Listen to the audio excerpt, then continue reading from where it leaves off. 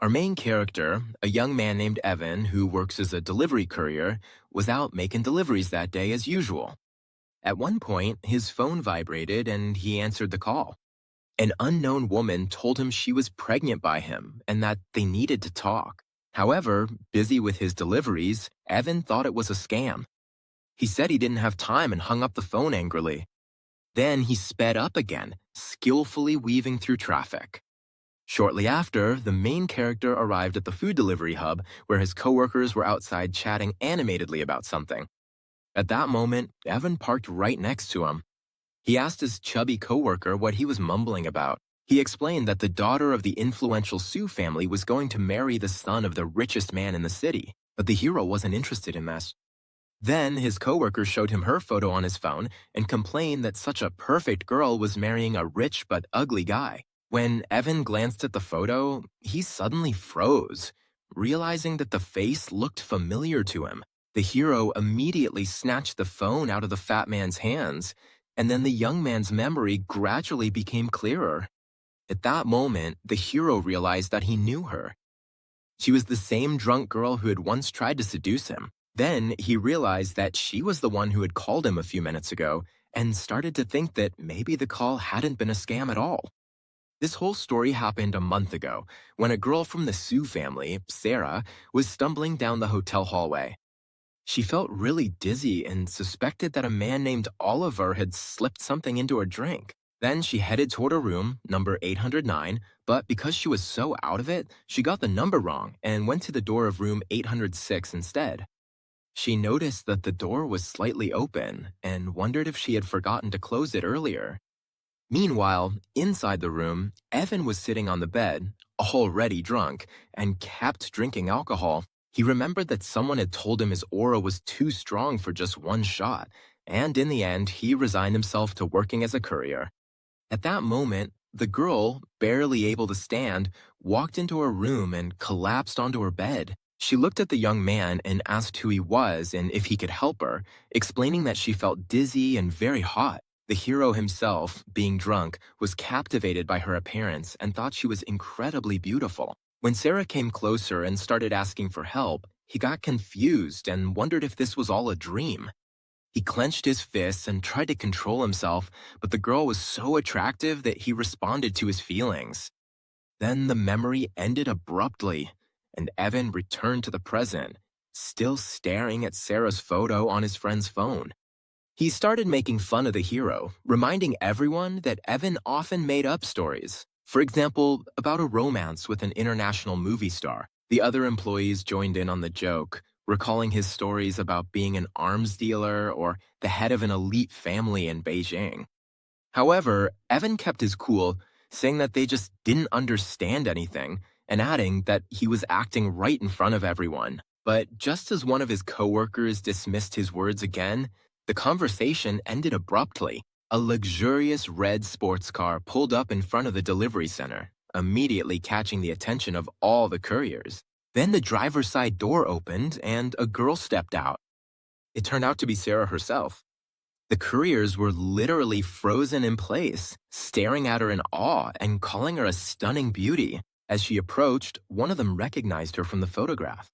Then everyone realized, in astonishment, that the person standing before them was none other than the daughter of the Sue family herself. However, the guys couldn't understand why she had come to their modest delivery center. At that moment, they started to suspect that maybe their coworker wasn't lying about knowing her. The girl walked straight up to Evan, who was calmly stretching at the time, and asked him why he wasn't answering her calls. The others were completely stunned. They couldn't believe that Evan actually knew the famous heiress Sarah. However, the hero pretended not to notice anything and calmly asked what was going on. Then Sarah got straight to the point, looked him in the eyes, and announced that she was pregnant and the baby was his. This statement caused a stir among those around them. They couldn't understand how such a rich and beautiful girl could be expecting a child with their friend. Evan himself was also stunned. He rubbed his eyes as if trying to regain his composure and asked her if she was sure. The girl, with a serious look on her face, replied that he could go with her to the hospital to make sure. Then, while she waited by the car, His friends started urging him to go with her. In the end, the hero agreed and asked his friend to cover for him. After that, they drove off in a red car, leaving the stunned employees behind. Evan asked if the baby was really his, and Sarah replied by asking why she would lie about something so serious. Then she said that if the child was his, he would take responsibility for both her and the baby. However, Sarah looked at him skeptically. She let out a little laugh and asked him how he planned to do that on a messenger's salary. However, the young man leaned back calmly and confidently said that there was nothing wrong with honest work and that he could provide for her. Then she reminded him of his position in the Sioux family, but the hero just brushed it off, saying that all that status stuff was nonsense. Annoyed by his indifference, Sarah stepped on the gas. As a result, the car jerked forward and the man lurched ahead, hitting his head on the windshield. He was outraged, accusing her of doing it on purpose, and asked what was so special about her family. Shortly after, they arrived at the hospital. The girl parked and calmly announced that they had arrived. As they got out of the car, Sarah warned him not to speak lightly about responsibility. She reminded him of the serious consequences he would face if her family found out that the delivery guy had gotten her pregnant. This infuriated the hero, who declared that it was no joke to him and that if the child was his, he would absolutely take responsibility. However, the girl ignored his words and told him to follow her. They walked down the hospital hallway, after which she headed toward the door marked operating room. Evan stopped in his tracks, surprised, and asked why they were going there. Then Sarah turned around and said she was going in. At that moment, he realized her intention was to terminate the pregnancy. Panicking, the young man grabbed her hand, trying to stop her. He started trying to convince her that even though she thought he wouldn't be able to support them, money wasn't a problem for him and he would find a solution. At that moment, a nurse approached them and told them it was time for the procedure. The girl looked at Evan with a slight smile and then followed the nurse. Then she went into the operating room, leaving Evan outside. He stood in front of the closed door, feeling helpless and angry, realizing that he couldn't stop the girl. At that moment, in the operating room, Sarah was lying on the operating table in a hospital gown. The surgeon asked her if she was ready. Meanwhile, another doctor was preparing a syringe and asked her to relax. The girl closed her eyes and was already prepared for the operation. However, at the last moment, just before the procedure began, she raised her hand and stopped them, saying they needed to wait. Meanwhile, Evan had already come to terms with what was happening and decided that if Sarah was determined not to keep the baby, then he couldn't stop her. However, suddenly the operating room door burst open and Sarah came out. The young man was stunned. He jumped to his feet and asked how she could have come out so quickly, doubting that operations were that fast these days. Sarah, as if nothing had happened, calmly said that she was tired and asked him to take her home. Then the main character nodded confidently, hugged her, and added that he could even fly a fighter jet. Then he got behind the wheel of his red sports car and drove her from the hospital to the exclusive Long Long district. On the way, while Sarah rested, Evan received a call. The man on the other end of the line announced an evening auction at the Jianye Tower and said that the old man wanted him to attend. Additionally, the caller added that Lucas, the president of the Chamber of Commerce, is on his side. Shortly after, they arrived at a large house on the Sioux family estate. Evan announced their arrival, waking the girl up. Sarah immediately told him to leave before her family saw him, but noticing she looked pale, Evan offered to walk her to the door. However, the girl refused his offer and told him not to meddle in her affairs. However, as soon as she turned around, her heel got stuck in a crack. Sarah lost her balance and fell forward abruptly. At that moment, the hero darted forward like lightning and managed to catch her just before she hit the ground. As he helped her up, he commented with a slightly teasing tone that she was extremely clumsy. In response, she blushed with anger and pinched his side with all her strength, making him cry out in pain. However, this sudden movement also affected her. She winced in pain, and seeing her condition, Evan unexpectedly picked her up in his arms. He carried her in his arms toward the house. still a little upset with Sarah for pinching him. He took the girl to a luxurious house and carefully laid her down on the sofa. Then, he opened the first aid kit and began to examine the leg she had twisted when she fell. Sarah tried to protest and told him to leave, but the young man told her not to move. At that moment, while he was wrapping her ankle, two women suddenly entered the room, interrupting them. It turned out they were the girl's mother, Lauren, and her best friend, Sophie. The mother, shocked, demanded to know what was going on. Then both Evan and Sarah explained at the same time that she had twisted her ankle. Then, looking calmly at her astonished mother, the girl added that her boyfriend had only helped her treat the injury. These words caught the hero completely off guard. At the same time, the mother was even more shocked. She pointed at the man in the delivery uniform and asked in disbelief if that man was really her boyfriend. Then, still in shock, the woman demanded to know who he was and what was going on.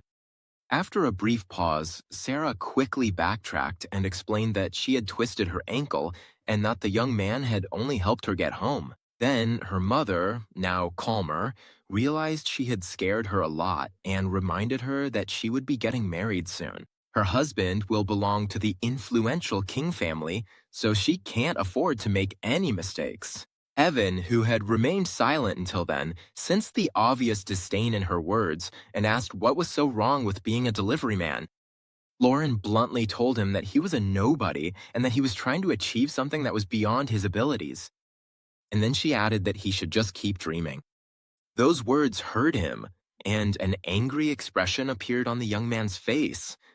However, before things could escalate, Sarah stepped in and calmly told him he could go, thanking him for his help. Then the hero nodded briefly and headed for the exit. And as he was leaving, Sophie watched him with a thoughtful look on her face. After he left, Lauren told her to help Sarah get to her room and to clean the floor where the dirty messenger had been standing. Later, once they were in the bedroom, Sophie helped Sarah sit on the bed and immediately asked her about her current relationship with that guy. Sarah said there was nothing going on between them, but her friend didn't believe her and said she couldn't be fooled because Sarah's eyes told a different story. Cornered, the girl confessed that she was pregnant by him. Sophie was completely shocked, asking again if she was really pregnant and why, of all people, it had to be the messenger. Sarah then explained that she had drunk too much that day and tried to pass it off as an accident. Sophie asked her what she planned to do and reminded her that hiding the pregnancy from the influential King family wouldn't work forever. To her surprise, the girl firmly stated that she had decided to keep the baby, and Sophie thought she had lost her mind. In response, Sarah tried to calm her down and explained that she had already talked to Evan and he had promised to take full responsibility. But her friend didn't agree with this, saying that she needed to come to her senses. She also said that she considered him unworthy of being the heir to the Sue family. Tired of being lectured, Sarah said she would figure it out herself. Then she changed the subject and asked why her friend had come back to the city. Sophie explained that her grandfather had come to Jiangning to meet with an important person and attend an auction, so she had come along with him. However, Sophie's expression suddenly changed and she announced that she had a great idea. Leaning in closer, she whispered a plan. If the truth came out, they could just say the messenger had raped her. Sarah replied in disgust that it was a terrible idea. Meanwhile, Evan left the Sue family estate and walked through the elite villa district. He took out his phone and said with annoyance that there were no taxis in the area. At that moment, a black car pulled up next to him. The young man saw a man in a formal suit get out. An elderly man approached him and greeted him as a young master. He introduced himself as Lucas, president of the Kulon Chamber of Commerce, and explained that he had come to accompany him to the evening auction. Evan, putting the pieces together, remembered the recent conversation and confirmed that his grandfather had already told him about this arrangement. The main character then told Lucas that he needed to shower and change clothes before the auction. He promised to take care of everything, after which they left in a luxurious black limousine. Soon, we find ourselves at a lively auction taking place in a spacious ballroom filled with wealthy guests. Evan arrived there looking completely different. having swapped his messenger jacket for a perfectly tailored suit. While he was standing by the window, his attention was drawn to a familiar face. It was Sophie, Sarah's friend, wearing a white evening gown. The girl approached him with obvious disdain and asked what a messenger was doing at such an exclusive event. However, without waiting for an answer, she immediately assumed he worked there part-time. At that moment, Evan froze and fell silent, about to explain himself to the girl. But without giving him a chance to speak, she grabbed his hand and pulled him aside, declaring that she needed to talk to him. Taking him to a secluded spot, Sophie told him that if he didn't take responsibility for Sarah's child, he would deeply regret it. These words left the young man stunned, who then commented that he thought the girl had gotten rid of the child at the hospital. In response, Sophie said irritably that he was wrong and that Sarah had decided to keep the baby. This news shocked the hero, who uttered her name in disbelief, realizing that the procedure had failed. However, the girl saw this as an attempt to dodge responsibility and repeated that if he tried to leave, he would regret it. To drive her point home, she pressed her sharp heel hard against his foot. Evan screamed in pain and Sophie simply turned around and walked away. As soon as the girl left, the host's voice echoed throughout the room, announcing the start of the auction. Still coming to terms with the fact that Sarah had decided to keep the baby, Evan decided to wrap things up as quickly as possible and go find her. At that moment, a woman dressed in a business suit approached him and respectfully addressed him as a young gentleman. She introduced herself as Stella, his new assistant, appointed by President Lucas. Then, the hero nodded and said it was time to go. They headed together to the main shopping district. Suddenly, a short, chubby man entered the room and announced that the main lot of the day, the new district project, would go to the King family. It turned out that this man was Oliver, the eldest young master of the King family, and he warned everyone that they had to show respect, or else they would face consequences. Stella explained that he belonged to the Qing family, one of the wealthiest in Jiangning, and their main competitor for the project. She added that the Qing family intends to win the project and use the marriage alliance with the Su family to get out of their difficult situation. Evan immediately remembered the conversation about Miss Su being married to a wealthy man and realized that Oliver was Sarah's fiancé. The young man finally understood the whole situation. He connected the girl's engagement, her family's problems, and this struggle for the project. At that moment, the auctioneer presented the main lot, plot number 53 in the new district. Without a second thought, Oliver grabbed the sign and immediately bid $5 billion. There was an uproar in the hall. Many said that with the upcoming marriage between the King and Su families, no one would dare to oppose them. However, just when it seemed like the outcome was decided, Evan calmly raised his sign and offered $6 billion. The room fell silent, and then a heated discussion broke out. The guests tried to figure out who this insolent man was, assuming he obviously wasn't from around here if he dared to challenge the King family. Meanwhile, Oliver turned pale with rage, clenching his fists so tightly his knuckles turned white. He stared at Evan and shouted, demanding to know who he was and why he was looking for trouble. Despite his aggression, the hero pointed out that this was an auction where the highest bidder wins and asked what the problem was. Then Oliver, blinded by rage, asked if he hadn't heard that the King family needed that project. Evan replied with complete confidence that he had heard everything perfectly, but didn't see how it had anything to do with him. These words sparked a new wave of murmurs among the guests, amazed by his courage. Not wanting to back down, Oliver raised his paddle again and announced a bid of $7 billion. However, the protagonist responded without hesitation with a bid of $8 billion. The tension in the room was rising quickly, and soon Oliver, accompanied by others, headed straight toward Evan. As he approached, he shouted that in Jiangning, it was the King family who made the rules. He made one last desperate offer of $9 billion, daring Evan to keep bidding if he wasn't afraid of dying. In response, the young man just smiled. She easily added another $1 billion to her bid, and then Oliver finally lost his temper. He shouted that the hero had it coming, then landed a hard punch.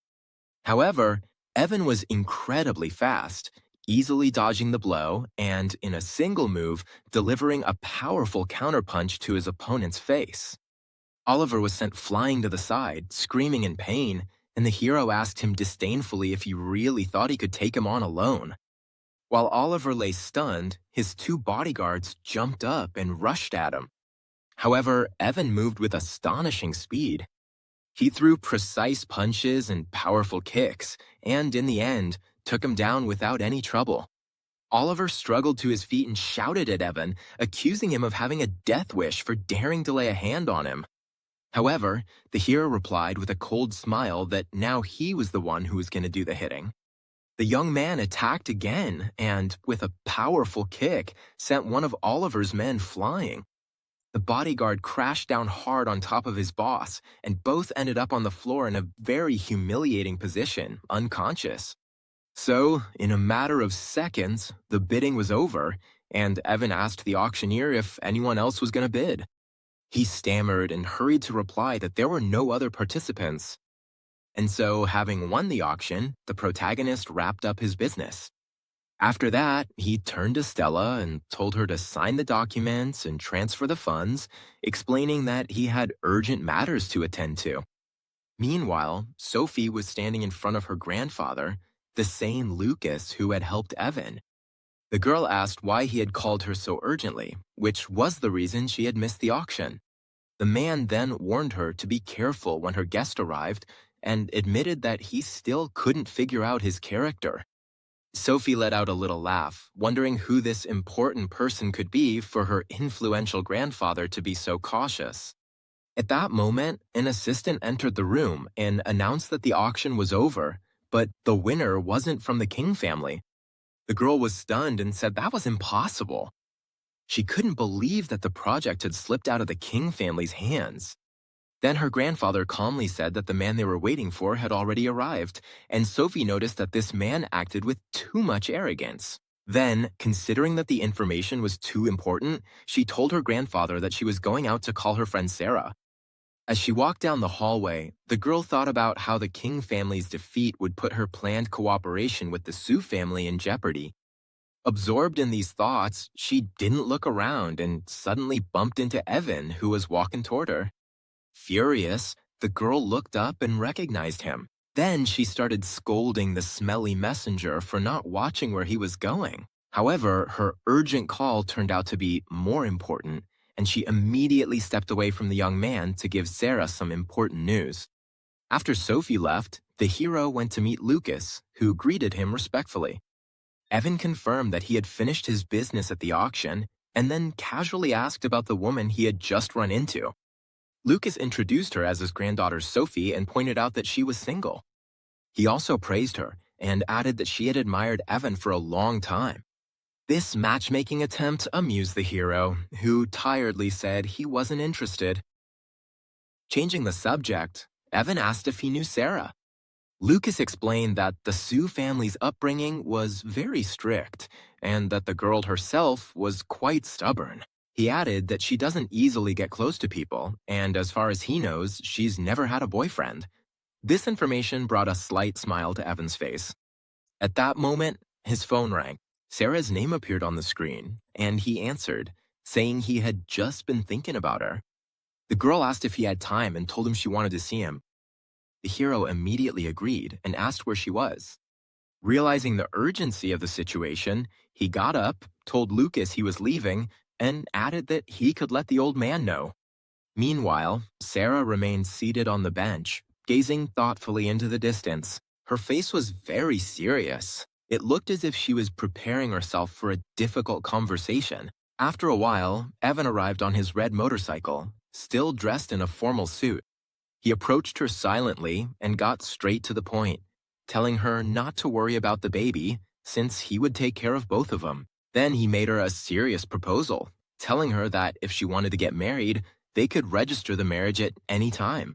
However, Sarah still seemed skeptical, and with a slight smile, she doubted his ability to provide her with that kind of life. Then Evan calmly looked off into the distance and said that he didn't see anything that was out of his reach. To make her point, the girl raised her hand and showed the watch she was wearing on her wrist, asking him if he knew how much it cost. To her surprise, the young man correctly identified the model, Pasha de Cartier, 42 millimeters, made of 18-karat rose gold, and mentioned a price of $352,000. Sarah looked visibly surprised and asked him how much he earned and how many years he would have to work to afford something like that. In response, Evan calmly told her not to worry about money and added that he wouldn't let either her or the child go without anything. The girl rolled her eyes and told him he shouldn't show off, but their conversation was suddenly interrupted by the sound of a phone ringing. It was her mother, who demanded that Sarah come home immediately, telling her that Oliver was already waiting to talk about the wedding. Then, the girl turned to Evan and asked him to take her home. The young man said with a slight smile that he would be happy to.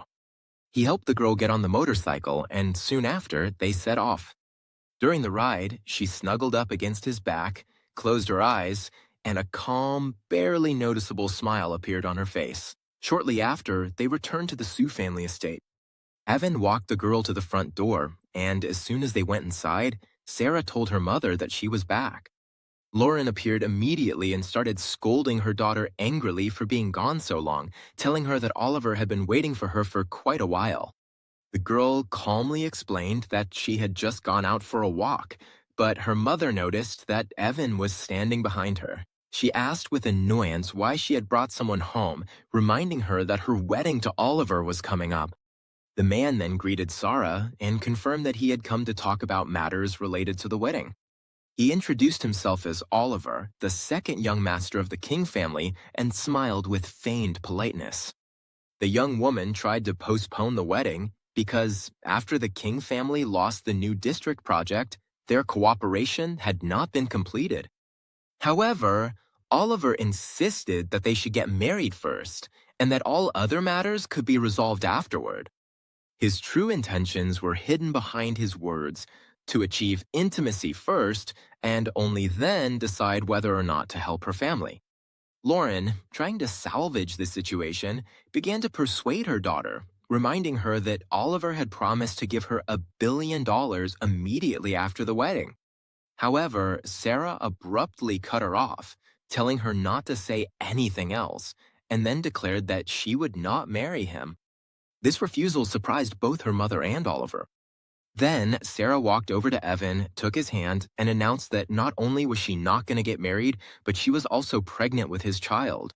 Her mother screamed in horror, grabbed her daughter, and started demanding an explanation, pointing out that he was just a messenger. Sarah asked them not to force her to marry Oliver and assured them that if they gave her time, she could help the family get through the crisis. Lauren, furious, raised her hand, about to hit her. However, at that moment, Evan suddenly grabbed her by the wrist, stopping the blow. He looked at her and asked what was so wrong about being a messenger. Then he said that marrying off your own daughter to an unworthy man for profit is the real shame. The woman tried to break free, yelling at the smelly messenger to let her go, and the situation started to escalate. Oliver finally couldn't take it anymore. He pointed at Sarah and accused her of indecent behavior, saying he never expected that from her. Then he started talking about how she had allowed the messenger to be with her, after which he turned his anger toward Evan and swore he would kill him. However, before Oliver could do anything, Evan rushed forward like lightning and slapped him hard across the face. After such a blow, he staggered back and fell to the ground. Then he looked at Oliver, who was defeated, and declared that she was expecting his child and therefore was his woman.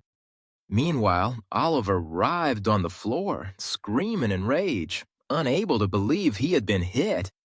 Boiling with anger, he grabbed a heavy ashtray from the table and lunged at him, shouting that he would kill them both. However, Evan calmly smiled and told Sarah to stay behind him, and the girl agreed. When Oliver lunged forward brandishing the ashtray, the hero dodged him effortlessly. Then, with a single move, he landed a crushing blow to his opponent's jaw, forcing him back and causing the ashtray to slip from his hands. As he lay on the ground, Evan said that he had dared to lay a hand on his wife.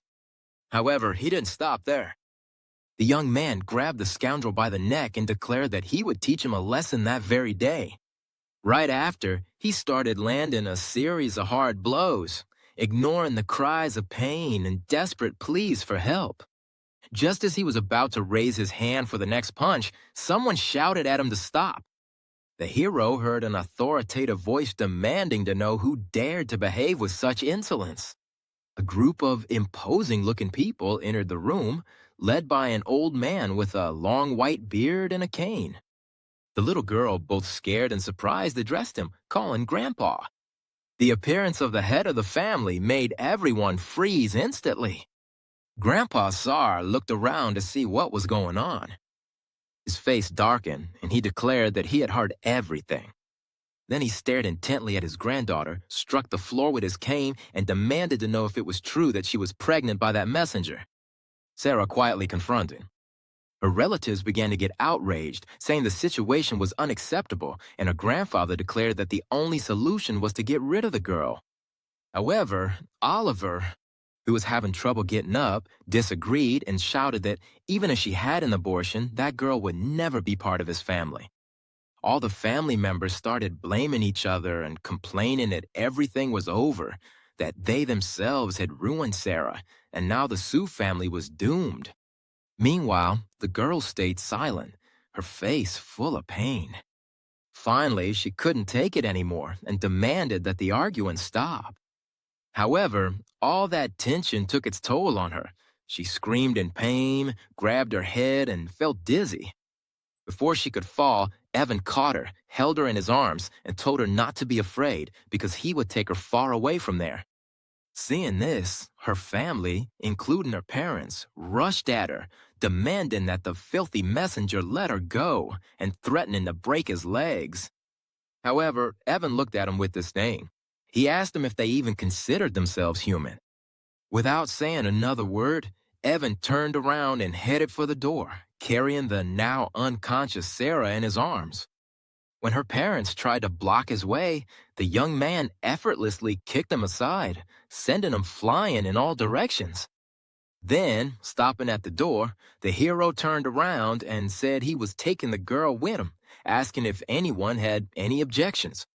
In response, everyone remained completely powerless, unable to stop him.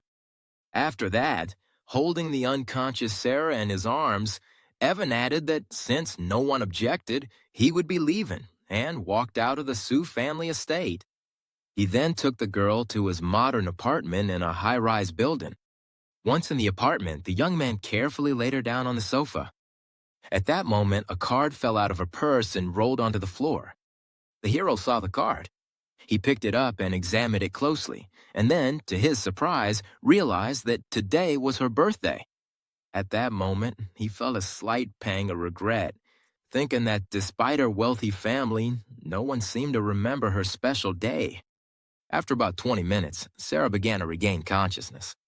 She sat up slowly, feeling weak and disoriented, rubbing her eyes and trying to figure out where she was.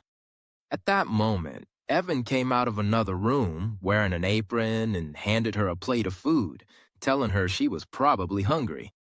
The girl walked over to the table, where the young man had already prepared a full dinner for her. The hero then declared that his cooking skills were so good that even a princess from Dubai would beg him to let her try his food.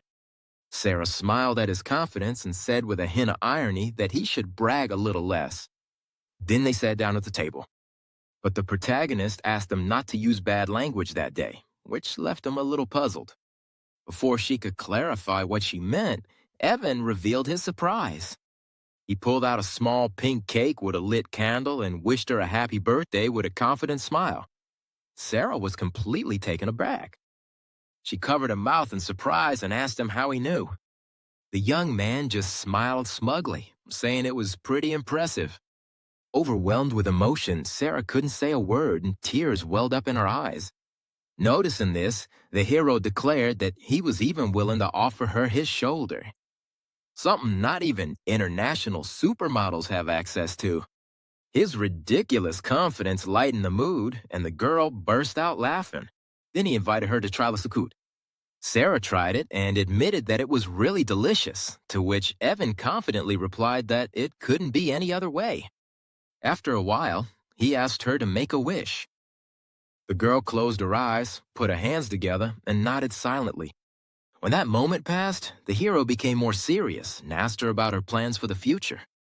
Sarah reminded him of his promise to support them, wondering if he was going to go back on his word. Then, Evan assured her that would never happen, but in return, he asked if she would dare to marry a messenger like him. Inspired by this, the girl stood up and confidently declared that she would dare to challenge them if he couldn't provide for him. Upon hearing this, the young man made a decision and announced that they would register their marriage the next day. However, their plans were interrupted by the vibration of the hero's phone. He told the girl he had to answer it, and she nodded. Then he stepped out onto the balcony to take the call. The man on the other end of the line, whom he called Mateo, warned him with concern about the danger. He reported that a hitman named Hydra was heading to the city of Jiangning to eliminate him. He explained that Hydra was last seen near the Lin family's villa, and Evan said he would find time to deal with the assassin tomorrow. While the hero was out on the balcony, Sarah was sitting on the couch, eating cake and talking on the phone. She was talking to Sophie, who congratulated her on her birthday and asked if she was the first one to do so. The girl replied with a slight smile that her friend was the second. And looking toward the balcony, she said that Evan was the first. Her friend immediately got upset and started demanding an explanation about how she had gotten back in touch with that messenger. Sarah sighed and said it was a long story, adding that they had decided to register their marriage the next day. These words sent Sophie into a panic. He tried to calm her down and promised he would think of something. He also said he would get in touch with the mysterious and influential man who won the auction, whom his grandfather knew. Meanwhile, Evan's conversation continued, and Mateo added that the eldest princess had asked about his whereabouts 2 days ago. When he heard this, the hero became more serious and demanded to know if he had told her he was in Jiangnan. The other person admitted he had no choice, since he knew the princess's character and was afraid of the consequences if he refused. This news shocked Evan so much that he even dropped his lighter. Furious, he started demanding explanations. He accused Mateo of betrayal. He tried to smooth things over, saying that the princess's background made her an excellent candidate and that maybe Evan should agree. However, Evan abruptly interrupted him, demanding to know when she would arrive. At that moment, his phone started vibrating again, which annoyed him. He looked at the screen and saw a message from an unknown number. Sophie proposed a collaboration to him. She explained that working with the Su family on the new district project would be beneficial for both parties. Almost immediately after, Lucas called him, since he had found out about his granddaughter's actions and began apologizing for the trouble caused. However, the protagonist calmly said that everything was fine. Then, the young man got to work and gave 2 clear instructions. He informed him that he would need a sniper rifle and ordered that Sarah be given full control over the new district project. While Evan was out on the balcony, Sarah was relaxing in the apartment, lying on the bed and reading when her phone vibrated. Sophie informed her that she had gotten in touch with the same man who had won the project and that he had agreed to cooperate with the family, Su. And most importantly, he insisted that Sarah lead the project. They were supposed to meet the next day. At that moment, Evan came back into the room and noticed her good mood, asking her what was making her so happy. However, Sarah, who still thought of him as just a messenger, ignored him and said it was a work matter that, in any case, he wouldn't understand. The hero leaned in toward her until their faces were almost side by side, and he told her that there were many things about him that she didn't expect. Embarrassed by how close he was, the girl blushed and asked him what he was doing, reminded him that agreeing to the marriage didn't mean anything. However, instead of continuing, Evan simply grabbed a pillow from the bed. Then, calmly, he told her that if she was tired, she should get some rest and that he would sleep on the couch. As he left, the young man added that reading while lying down was bad for pregnant women, which left Sarah confused. Lying in bed, the girl thought she had been wrong to believe he was going to do something different. The next morning, Evan was already out on the balcony doing an intense workout, one-arm push-ups. Sarah came out to meet him in her pajamas and watched him with interest, asking with a slight smile if he was practicing the frog style. The hero corrected her. He explained that it was a technique called the coiled dragon arm, something she had never heard of before. He then added that it wasn't a flashy martial art, but a real, lethal technique, and demonstrated several moves. Evan, looking at her, shared his father's words about the need for martial arts to stop conflicts and protect the family. Changing the subject, the hero told her he had made her breakfast, and the girl was touched, because she hadn't expected such a gesture from him. In response, he said that she still didn't know much about him, and then she added that after eating, she had to go home. He explained that they would need her residence permit to register the marriage. Evan jokingly asked her again if she was really sure she wanted to marry the delivery guy. As they headed toward the motorcycle, Sarah asked if they should meet each other's parents first. However, Evan explained that his family might not approve of her and suggested that they would have to accept it after the baby was born. Upon hearing this, Sarah asked him if he was implying that she was part of his family. Then, the young man smiled and sized up her looks, figure, and personality, but added that her marital status was a bit disappointing. Sarah asked if he thought he was too good for her, but Evan just laughed and told her not to take things so seriously. Somewhat reluctantly, she sat behind him. He told her to hold on tight to his waist, and then they drove off. However, without knowing it, they were being watched, as Oliver and his subordinate observed them from behind cover. The fat man noticed with disgust that the girl had spent the night with the messenger, and his fighter asked what they should do next. With his face twisted in anger, Oliver gave a cruel order. He ordered them to kill the messenger and take the girl to the hotel. The subordinate, cracking his knuckles, nodded and said he would go after him right away. Meanwhile, as they drove through the city, Evan noticed a white van following him in his rearview mirror. He quickly realized they were being followed. Quickly, he sprang into action and told Sarah that the plans were changing, that she needed to go home to get her things, and that he had something to take care of. Then, Evan suddenly sped up and started weaving through traffic, trying to shake off their pursuers. Sticking to his plan, he took Sarah to a safe place. After making sure she was safe, he got back on his motorcycle. The main character left, drawing the attention of those who meant him harm onto himself. The white van immediately chased after him, continuing the pursuit into the upscale residential area. Evan deliberately led them to a large, modern villa, and when he reached the right spot, he stopped in front of it. When he got off his motorcycle, he seemed to be waiting. When he looked up at the balcony on the second floor, the young man saw a man hiding there and realized it was an ambush. However, Evan calmly walked toward the house, deciding that since all his enemies had gathered there, it was time to finish them off right away. He entered the luxurious house and went up the stairs. In one of the rooms, there was an open case on the table containing a sniper rifle, just as he had ordered earlier. Then, the hero picked up the weapon and admired the quality of the work done by that old man, Lucas. However, at that moment, something unexpected happened. It caught Evan's attention. He looked up and saw a blue bra on the bed nearby. Before he could react, a girl wrapped in a towel came out of the adjoining room. It turned out to be Sophie, Sarah's friend. Seeing a man in her room, the girl started demanding an explanation, wondering what that smelly messenger was doing in her house. However, the next instant, a red dot appeared on her forehead, and when he saw it, the protagonist shouted at her sharply to get down.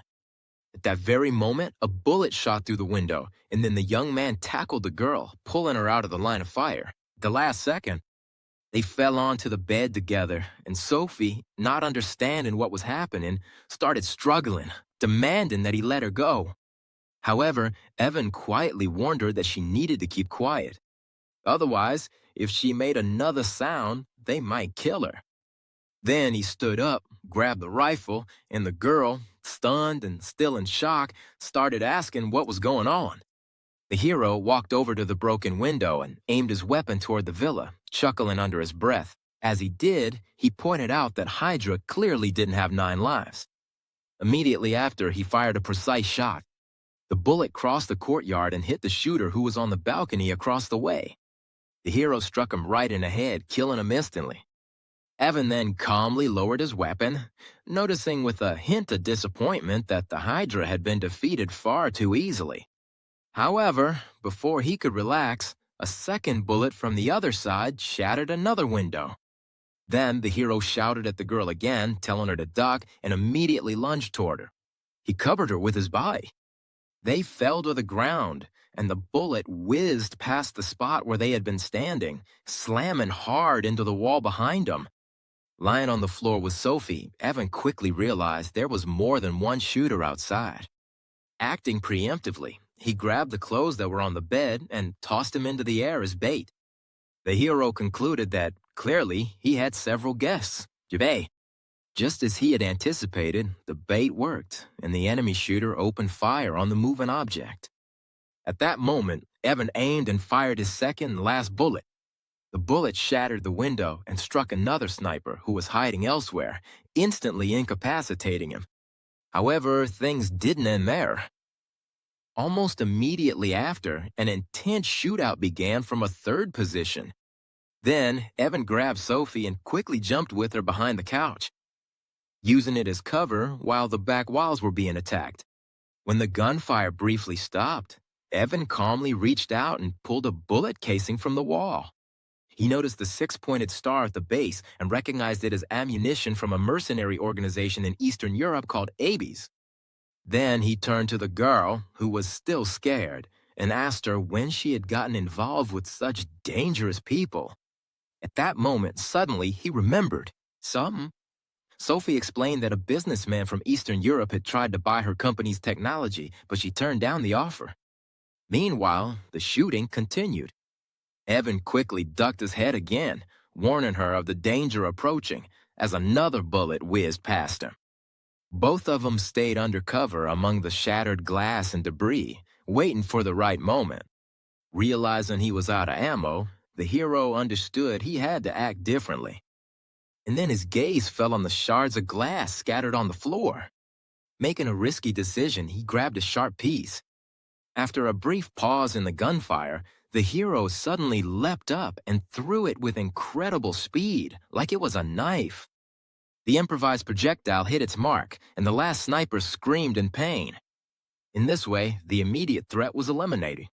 After that, Evan stood up and calmly told the girl she could get up now. Since it was safe, Sophie stood up and declared that her job as a messenger was just a cover, then demanded to know who he really was. Furious, the girl threatened to tell Sarah everything, but he immediately put his finger to his lips, demanding silence. Evan's expression turned serious, and he said he could hear a noise outside. Frightened, Sophie asked if the enemies were still out there. Panicking, she grabbed him and asked, "What was it? What should they do now?" Then Evan calmly assured her that everything was under control. Meanwhile, downstairs, 3 of Oliver's men had already entered the villa, armed with machetes. One of them recognized Evan and wondered what the messenger was doing in a place like this, while their leader assumed he was just an ordinary thief. It was at that moment that the young man appeared at the top of the stairs. He looked down at the armed men and greeted them casually. Then, with a confident smile, he asked if they were looking for him. The leader pointed a knife at him and said they were Oliver's men, then accused him of getting involved with their boss's girlfriend. However, Evan remained completely calm and simply asked what exactly they were planning to do. Enraged by his behavior, the attackers lunged at him, shouting threats and insults. However, the hero moved with incredible speed and with his first kick knocked out one of his opponents.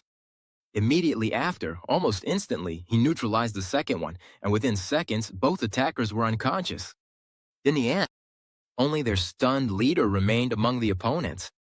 The bandits stared at Evan, trying to understand how the messengers could have such skills, realizing that this was no ordinary person.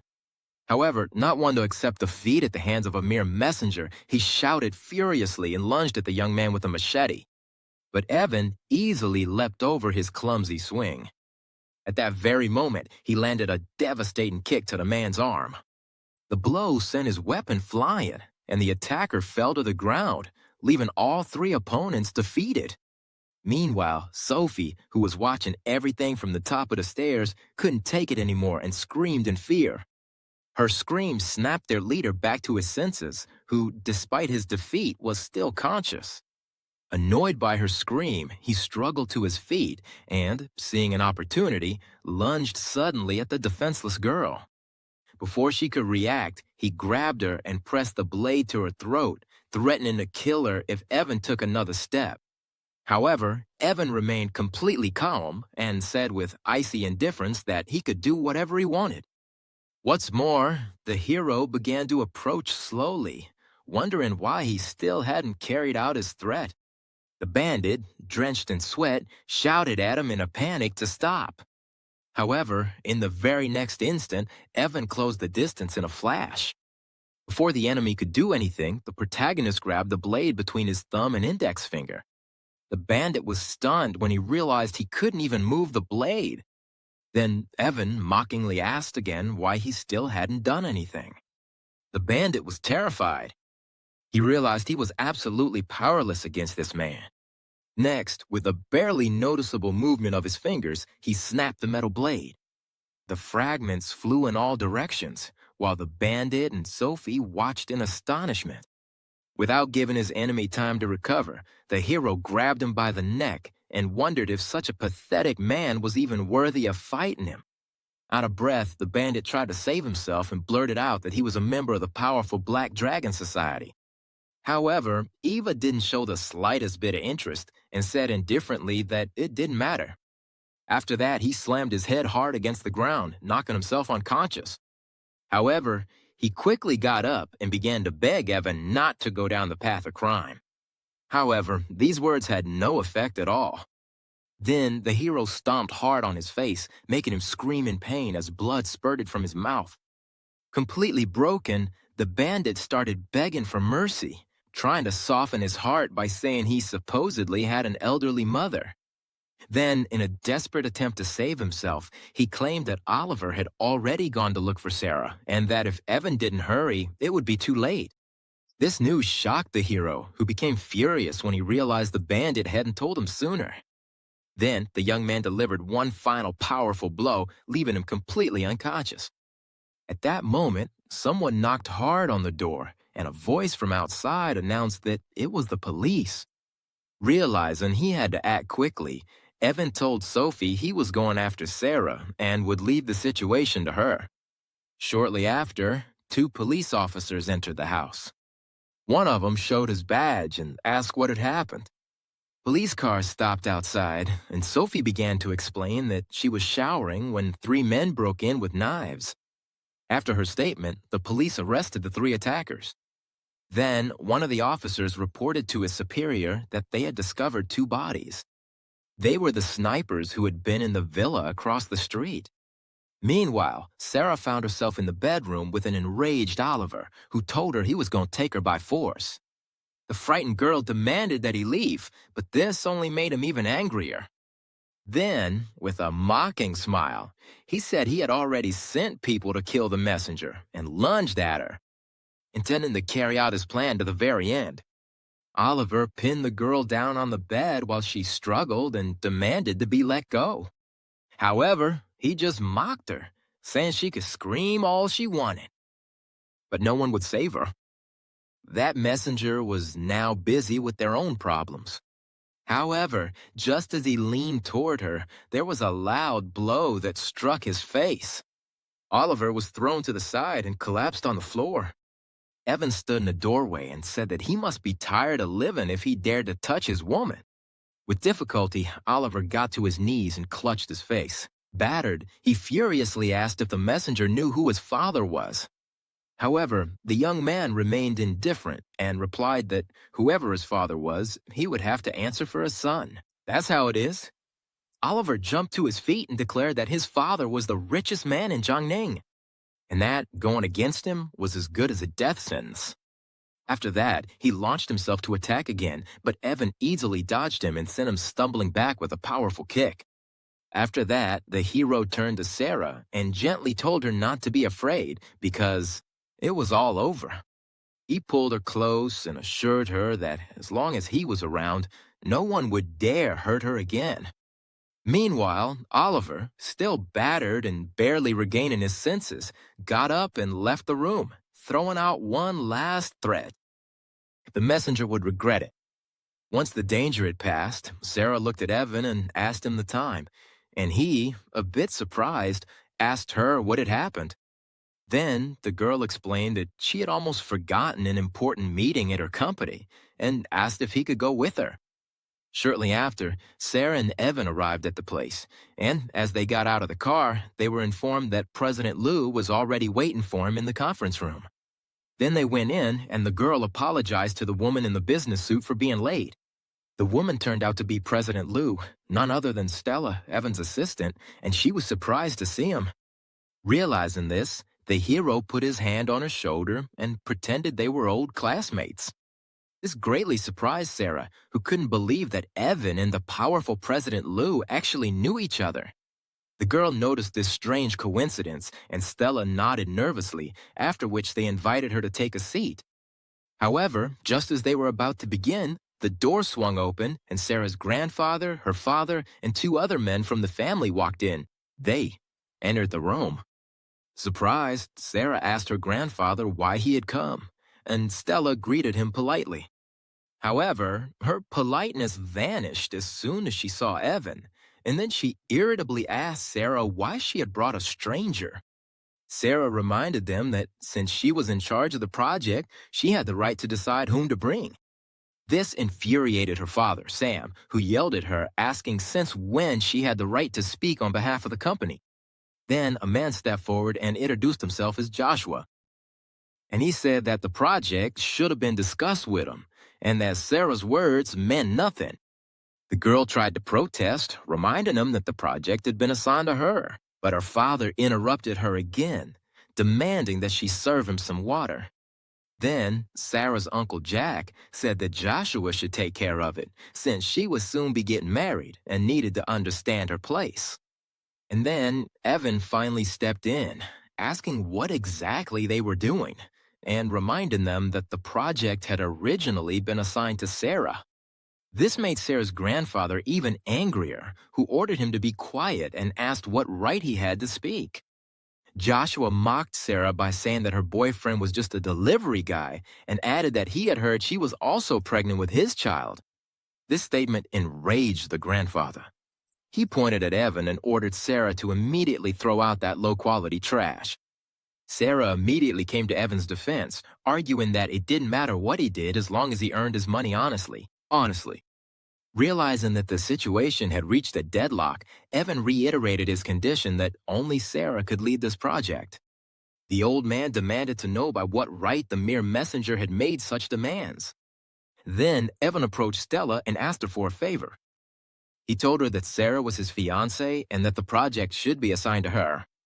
Joshua was stunned and tried to protest, saying that Sarah was irresponsible and clueless about the company's affairs. However, Stella stated that her company would only cooperate with Sarah, and if the Sue family didn't agree, they would look for another partner.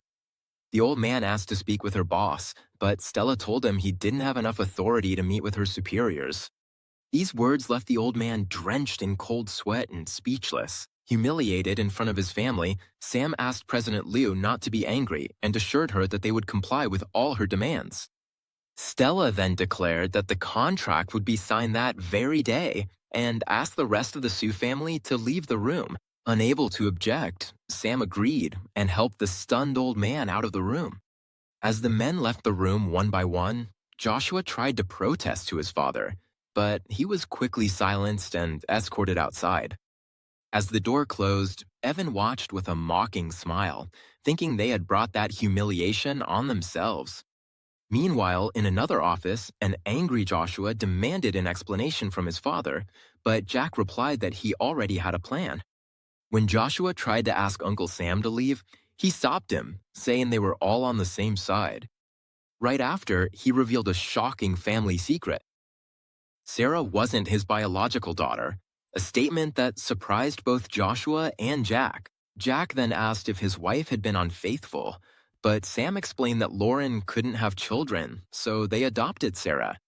Jack asked who her biological parents were, but Sam guessed they had died a long time ago and had only left her a jade pendant. Jack then suggested that they wait and let Sarah handle the project, and that once she had finished all the work, they would have a way to take it from her.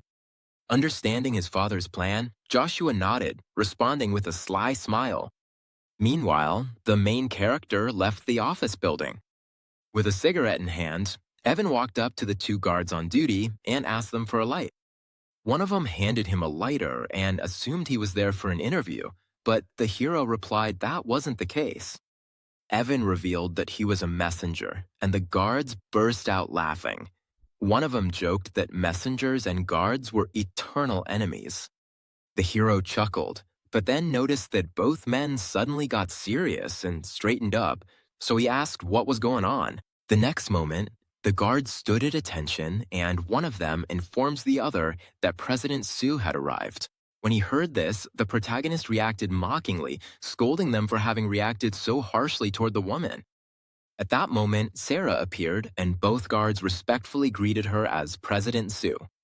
Evan, who was watching, asked if such a violent reaction was really necessary. Then the guard walked up to him, put a hand on his shoulder, and gave him some advice, telling him that even as a messenger, it was important to have dreams. However, at that moment, Sarah pulled up to them in her sports car, looked at Evan, and told him to get in. The protagonist said goodbye to the guards with a smile, adding that he remembered their words and that he would see them again. The guards stood there, stunned, unable to understand how a simple messenger had left with their boss. On the way, Sarah explained that everything had gone perfectly thanks to Sophie, who had found the mysterious boss behind the new district project. Then she changed the subject and said that she had already contacted the Civil Affairs office and that they would register the marriage the next morning. She just needed a marriage certificate so the child would have a father, and after the birth, she was going to pay him $30,000 a month. Surprised, Evan let out a chuckle and commented that if she really wanted to support him, then $30,000 was too little. This answer made Sarah angry, and she told him not to push his luck because $30,000 was more than enough for a messenger. Shortly after, they arrived at the entrance of a modern luxury residential complex. Evan got out of the car and joked with Sarah, pointing out that she knew the road well and had already memorized the way to his house. As they walked through the complex, the hero's phone rang, and he asked Sarah to wait a moment. He was informed that the Black Dragon Society had seized a shipment and that he needed to take care of the matter. Then the caller abruptly changed the subject and asked if it was true that Evan was planning to get married. This question surprised and angered the hero, who demanded to know who had leaked that information. The old man accused Evan of neglecting numerous wealthy heiresses for a girl from the Sue family. Evan tried to explain himself, but the old man cut him off, telling him that his older sister would be coming tomorrow to question him in person. These words threw the hero into a panic. He began to beg the old man not to be so cruel, but the call ended abruptly. Quickly hiding his emotions, the hero assured Sarah that nothing serious had happened, and then said it was time for them to go home. Shortly after, they returned to their apartment and went into the living room. Once inside, Sarah saw a white map on the coffee table and asked what it was. Evan explained that it was a postcard. Then he took off his jacket and suggested that she was probably hungry, offering to cook. Sarah was sitting on the couch holding his jacket and thought that having a happy man at home was actually pretty nice. In the kitchen, Evan, now wearing an apron, told Sarah to sit down and that he would be done cooking soon, and the girl thanked him. Jokingly, he commented that for his wife and son, this wasn't a problem. After all, he was a kept man. These words left Sarah speechless, and she stayed sitting on the couch with a barely noticeable smile. The next day, our heroes arrived at the Civil Affairs office in Jianyang. Evan and Sarah walked out of the building, each holding a bride marriage certificate in their hands. The hero joked that now that he was well dressed, he should go out and have some fun with a few girls. This answer irritated Sarah, who called him a lost cause and complained that even after getting married, he still hadn't changed his terrible attitude. The girl turned around and stormed off, angrily telling him to do whatever he wanted. Evan thought he should take care of the task the old man had given him and soon arrived at the Black Dragon headquarters. The Black Dragon Society was once just an ordinary local gang, but over time it has transformed into an apparently legitimate corporation. However, the hero knew they were still plotting shady deeds and decided to see for himself what they were capable of. The protagonist entered the building and two men stopped him at the reception to ask what he was there for. With his hands in his pockets, Evan confidently stated that he was there to collect a debt.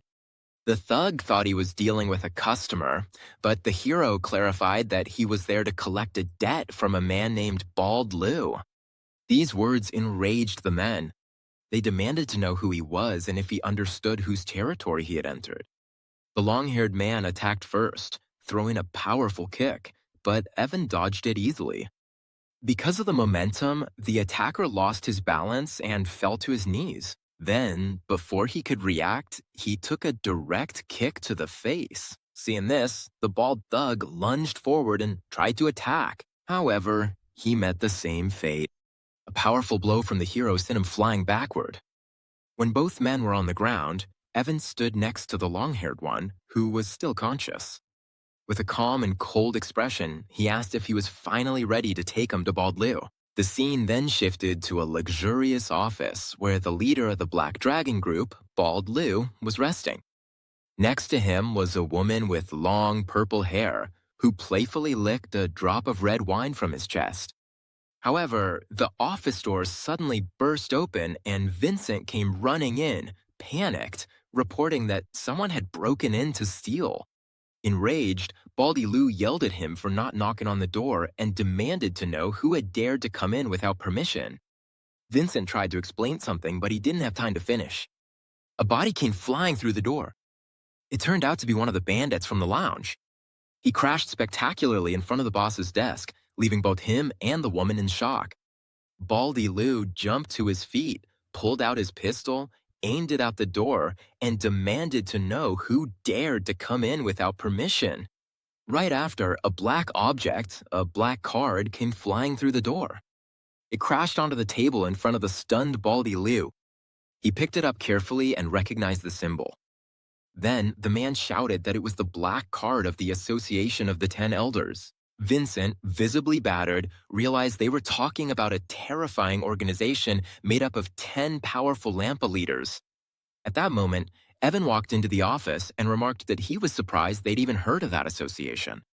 Bald Lou shouted, calling him the 9th Young Master, finally realizing who had come looking for him. Without hesitation, Bald Lou knelt down, bowed his head, and asked what the 9th Young Master's orders were. Right after, he respectfully handed him the lighter, and Evan calmly lit a cigarette. He mentioned that he had heard Baldy Lou had recently seized a shipment, and panicking, Baldy Lou started insisting it was all a misunderstanding. Continuing to pretend to be submissive, Baldy Lou promised to return the shipment, but secretly reached for the gun he had hidden in his belt.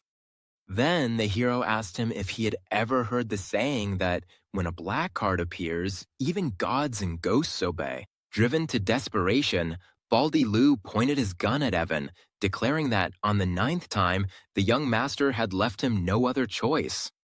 However, before he could shoot, the protagonist threw a cigarette at him, which struck the gun just as it fired, throwing off his aim. Evan calmly pointed out that he didn't like having guns pointed at him. After neutralizing the man, he picked up a black card from the table and declared that everyone who had ever pointed a gun at him was dead. In the next instant, with a smooth motion, he used the sharp edge of the card like a blade and stabbed it into Baldy Lou's throat. The gang leader collapsed dead on the floor.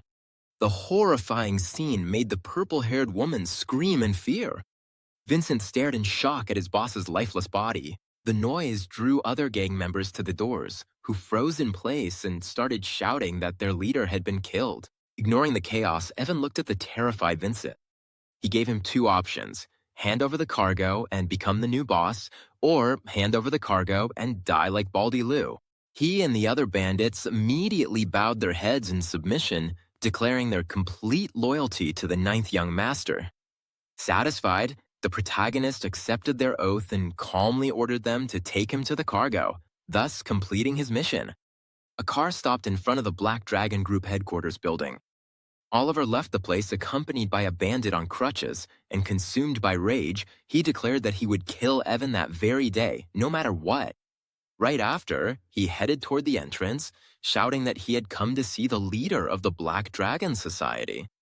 He declared that if the gang boss, Old Lou, got rid of that stinkin' messenger, he was willing to pay any price.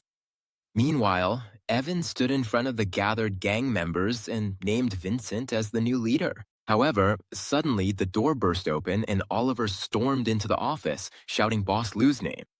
He looked around and, irritated, asked where the former boss had gone. Then, Vincent calmly announced that Old Lou was no longer there, and that he was now the one leading the Black Dragon Society. Oliver congratulated the new leader and got straight to the point. He wanted someone killed and was willing to pay $50 million for it. Intrigued by the amount, Vincent asked who the target was, and Oliver revealed that it was simply the messenger. Upon hearing this, the new boss let out a chuckle, finding it absurd to pay such a huge amount of money to have a simple delivery guy killed. But an enraged Oliver insisted he wasn't joking and explained that the messenger had beaten him up and stolen his woman, so he had to die. Seeing this as an opportunity, Vincent showed interest, realizing that his first big deal as boss had come together so quickly. Then he said there was no need to worry so much about the delivery guy and agreed to take care of it, but Oliver insisted on going with them. Vincent agreed right away and signaled to his subordinates, announcing that they would help Oliver get his revenge. The story then shifts to the food delivery center, where Evan has returned to his usual work. He was greeted by his coworkers, who told him he had been missing for several days and that his boss was looking for him. The young man calmly replied that he would finish a few deliveries first and then go see the boss. Then, the hero got on his red motorcycle.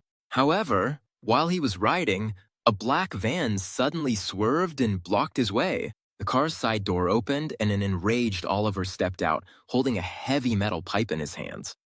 Glaring at Evan with hatred, he said that Evan probably didn't expect to be found so soon. Blinded by rage, Oliver lunged forward, swinging the pipe with the intention of forcing him to kneel. However, Evan, completely calm, easily dodged the clumsy attack. When his opponent lost his balance, the hero flicked his smoldering cigarette, aiming it precisely at Oliver's mouth. Without giving him time to react, the protagonist landed a hard knee to his stomach. Then he elbowed him in the back, telling him that he was the one who would make him kneel. The series of blows was too much, and Oliver fell to his knees, shouting for Vincent's help. At that moment, Vincent and his men got out of the van. Lighting a cigarette, the new boss remarked that he was curious to see if all the couriers were just as tough. Oliver, however, said that he didn't want a quick death for Evan, but wanted him to be tortured slowly. Then, Vincent walked up to Evan and put his hand on his shoulder, talking to him like a friend. However, the moment the hero turned his head, Vincent's smug smile vanished, replaced by horror. Evan angrily asked him who he was. Then he grabbed his head and roughly pressed his face against the burning cigarette, burning him. Standing in front of him, the protagonist mockingly asked if he had gotten too arrogant after just taking office. Vincent quickly apologized, assuring him that he never would have dared to come if he had known who he was dealing with. Completely confused, Oliver tried to order Vincent to attack Evan again. However, afraid of angering the hero even more, he immediately turned on his former client and furiously kicked Oliver. The powerful blow sent Oliver flying through the air, and he landed awkwardly on the asphalt. Evan stepped on his opponent and warned him that this was the last time, and if he valued his life, he shouldn't provoke him anymore.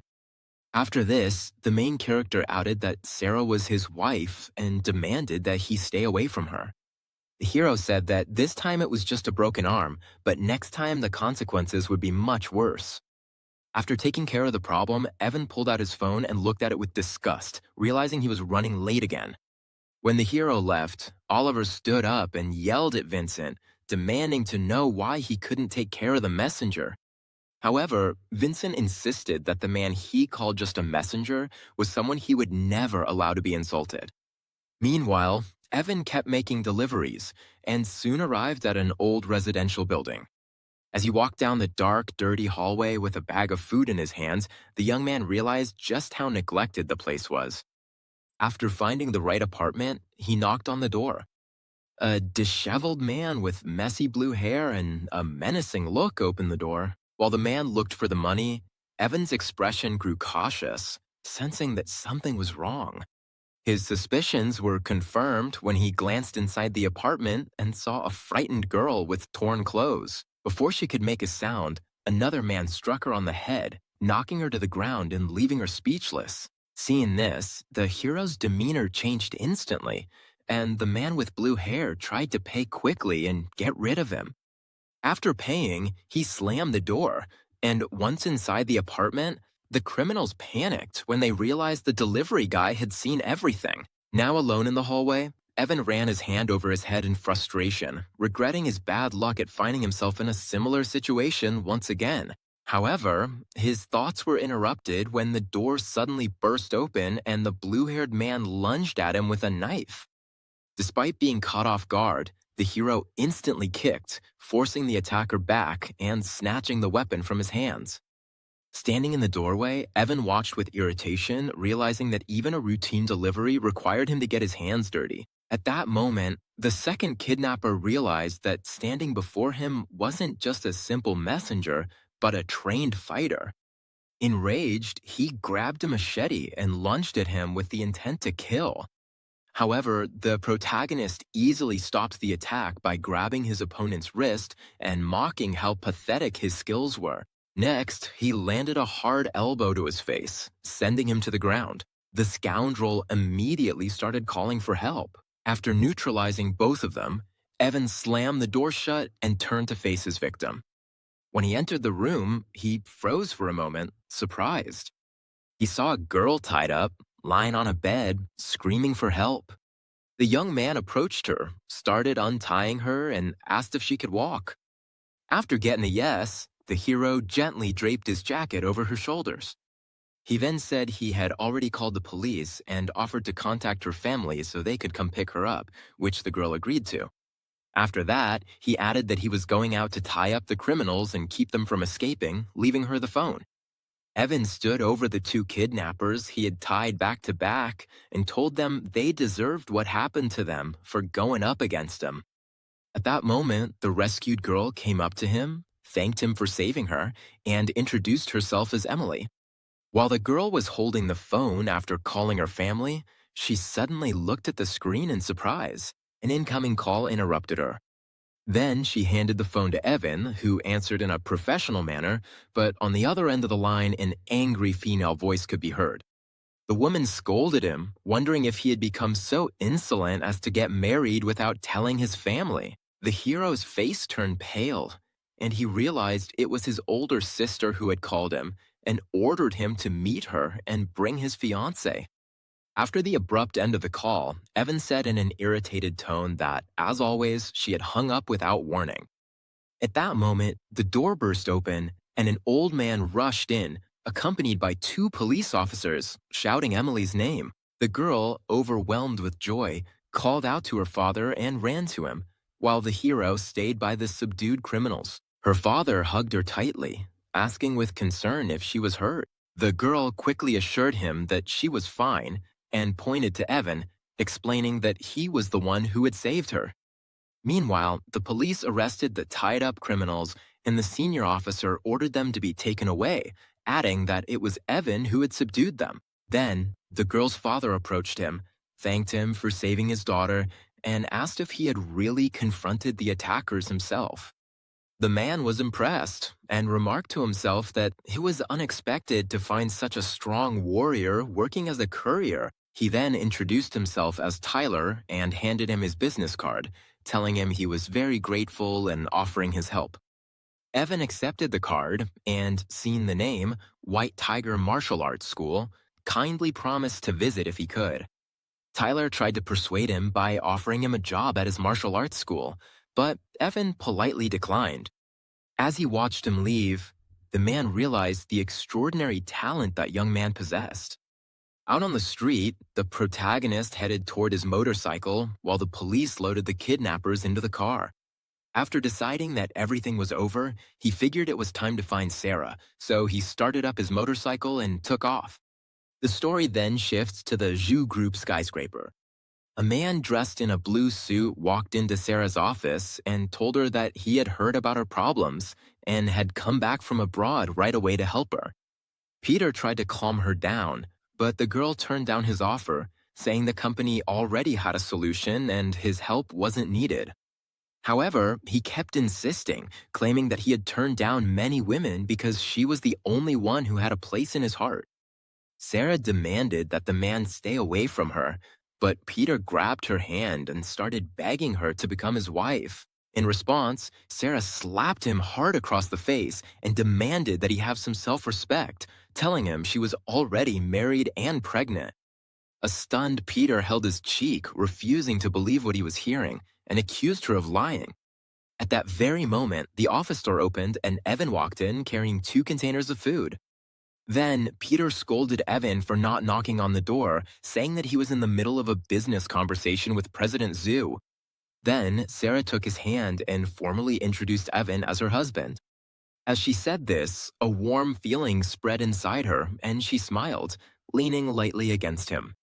Peter, shocked and bewildered, tried to figure out if that man was really her husband. Then, Evan stepped forward and said that he and his wife wanted to have a quiet lunch alone. When Peter tried to object, the main character simply repeated his demand, after which the couple turned their backs on him.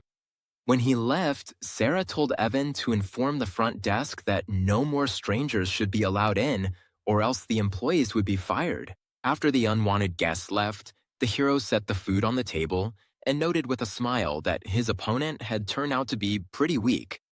As they sat down to eat, Sarah remarked that, strictly speaking, Peter wasn't really her rival, since there were no feelings between them. The hero just smiled and said he understood. However, when Sarah started eating, something suddenly occurred to the protagonist. Jokingly, he closed the lid of the container. The girl, annoyed, asked him what he was doing, and he teased her by saying that since there were no feelings between them, he wouldn't let her eat his food. In response, Sarah burst out in anger and declared that he was the one who got her pregnant, so he was obligated to feed her. After tasting the dish, she admitted that he had cooked wonderfully, and Evan seemed pleased. Then, the girl suggested that he quit his job as a delivery guy and that she would invest in opening a restaurant for him. With a frown, Sarah asked him if he had cooked for other women before. Evan assured her that he was only cooking for one person, but since there were no feelings between them, that meant he was cooking for the baby she was carrying. The girl wasn't satisfied with his answer. She changed the subject and asked why he wasn't wearing his work uniform. Then, with a mischievous smile, Evan explained that during one of his deliveries, he had to save an attractive girl and gave her his jacket. These words instantly made Sarah jealous, and furious, she kicked him out of the house, telling him to go be with his beauty. When the door slammed shut, the hero panicked, realizing that pregnant women shouldn't get upset, and tried to calm her down. Meanwhile, inside the office, the girl, still irritated, told him to just go to work. Her irritation was interrupted by the sound of her phone. It was a message from Evan. In the message, he suggested she eat calmly and said he had gone to earn money to buy formula for the baby. This message calmed her down, and she replied that she would go see her family that night and that he should go with her. When the hero asked what his role would be, Sarah firmly stated that he would be the baby's father. Evan looked at the phone and thought she was being stubborn, noticing with a smile that she didn't want to call him her husband directly. Then he got on his motorcycle and left. He still had a lot to do today. That same afternoon, a red sports car stopped in front of the Sue family's modern house. Evan came in with Sarah, where they were immediately greeted by her mother, Lauren, who demanded to know why Sarah had brought that thing home again. Then, the girl took Evan by the arm and said that they were already married, so there was no reason not to bring her husband home. These words left her mother stunned. She couldn't believe that Sarah had married a delivery guy and wondered if she had lost her mind. However, Sarah firmly replied that she knew exactly what she was doing. Their argument was interrupted by the arrival of her father, Sam, and her brother Joshua, who told them to stop fighting during a family dinner. Unexpectedly, Joshua sided with his sister, saying that she had the right to marry whoever she wanted. Trying to calm things down, Sam suggested to his daughter that she get up and change before dinner. As Sarah and Evan went upstairs, Lauren confronted Joshua, demanding to know why he had allowed his sister to marry a nobody. With a mischievous grin, Joshua revealed his plan. He had already called Oliver, who was on his way.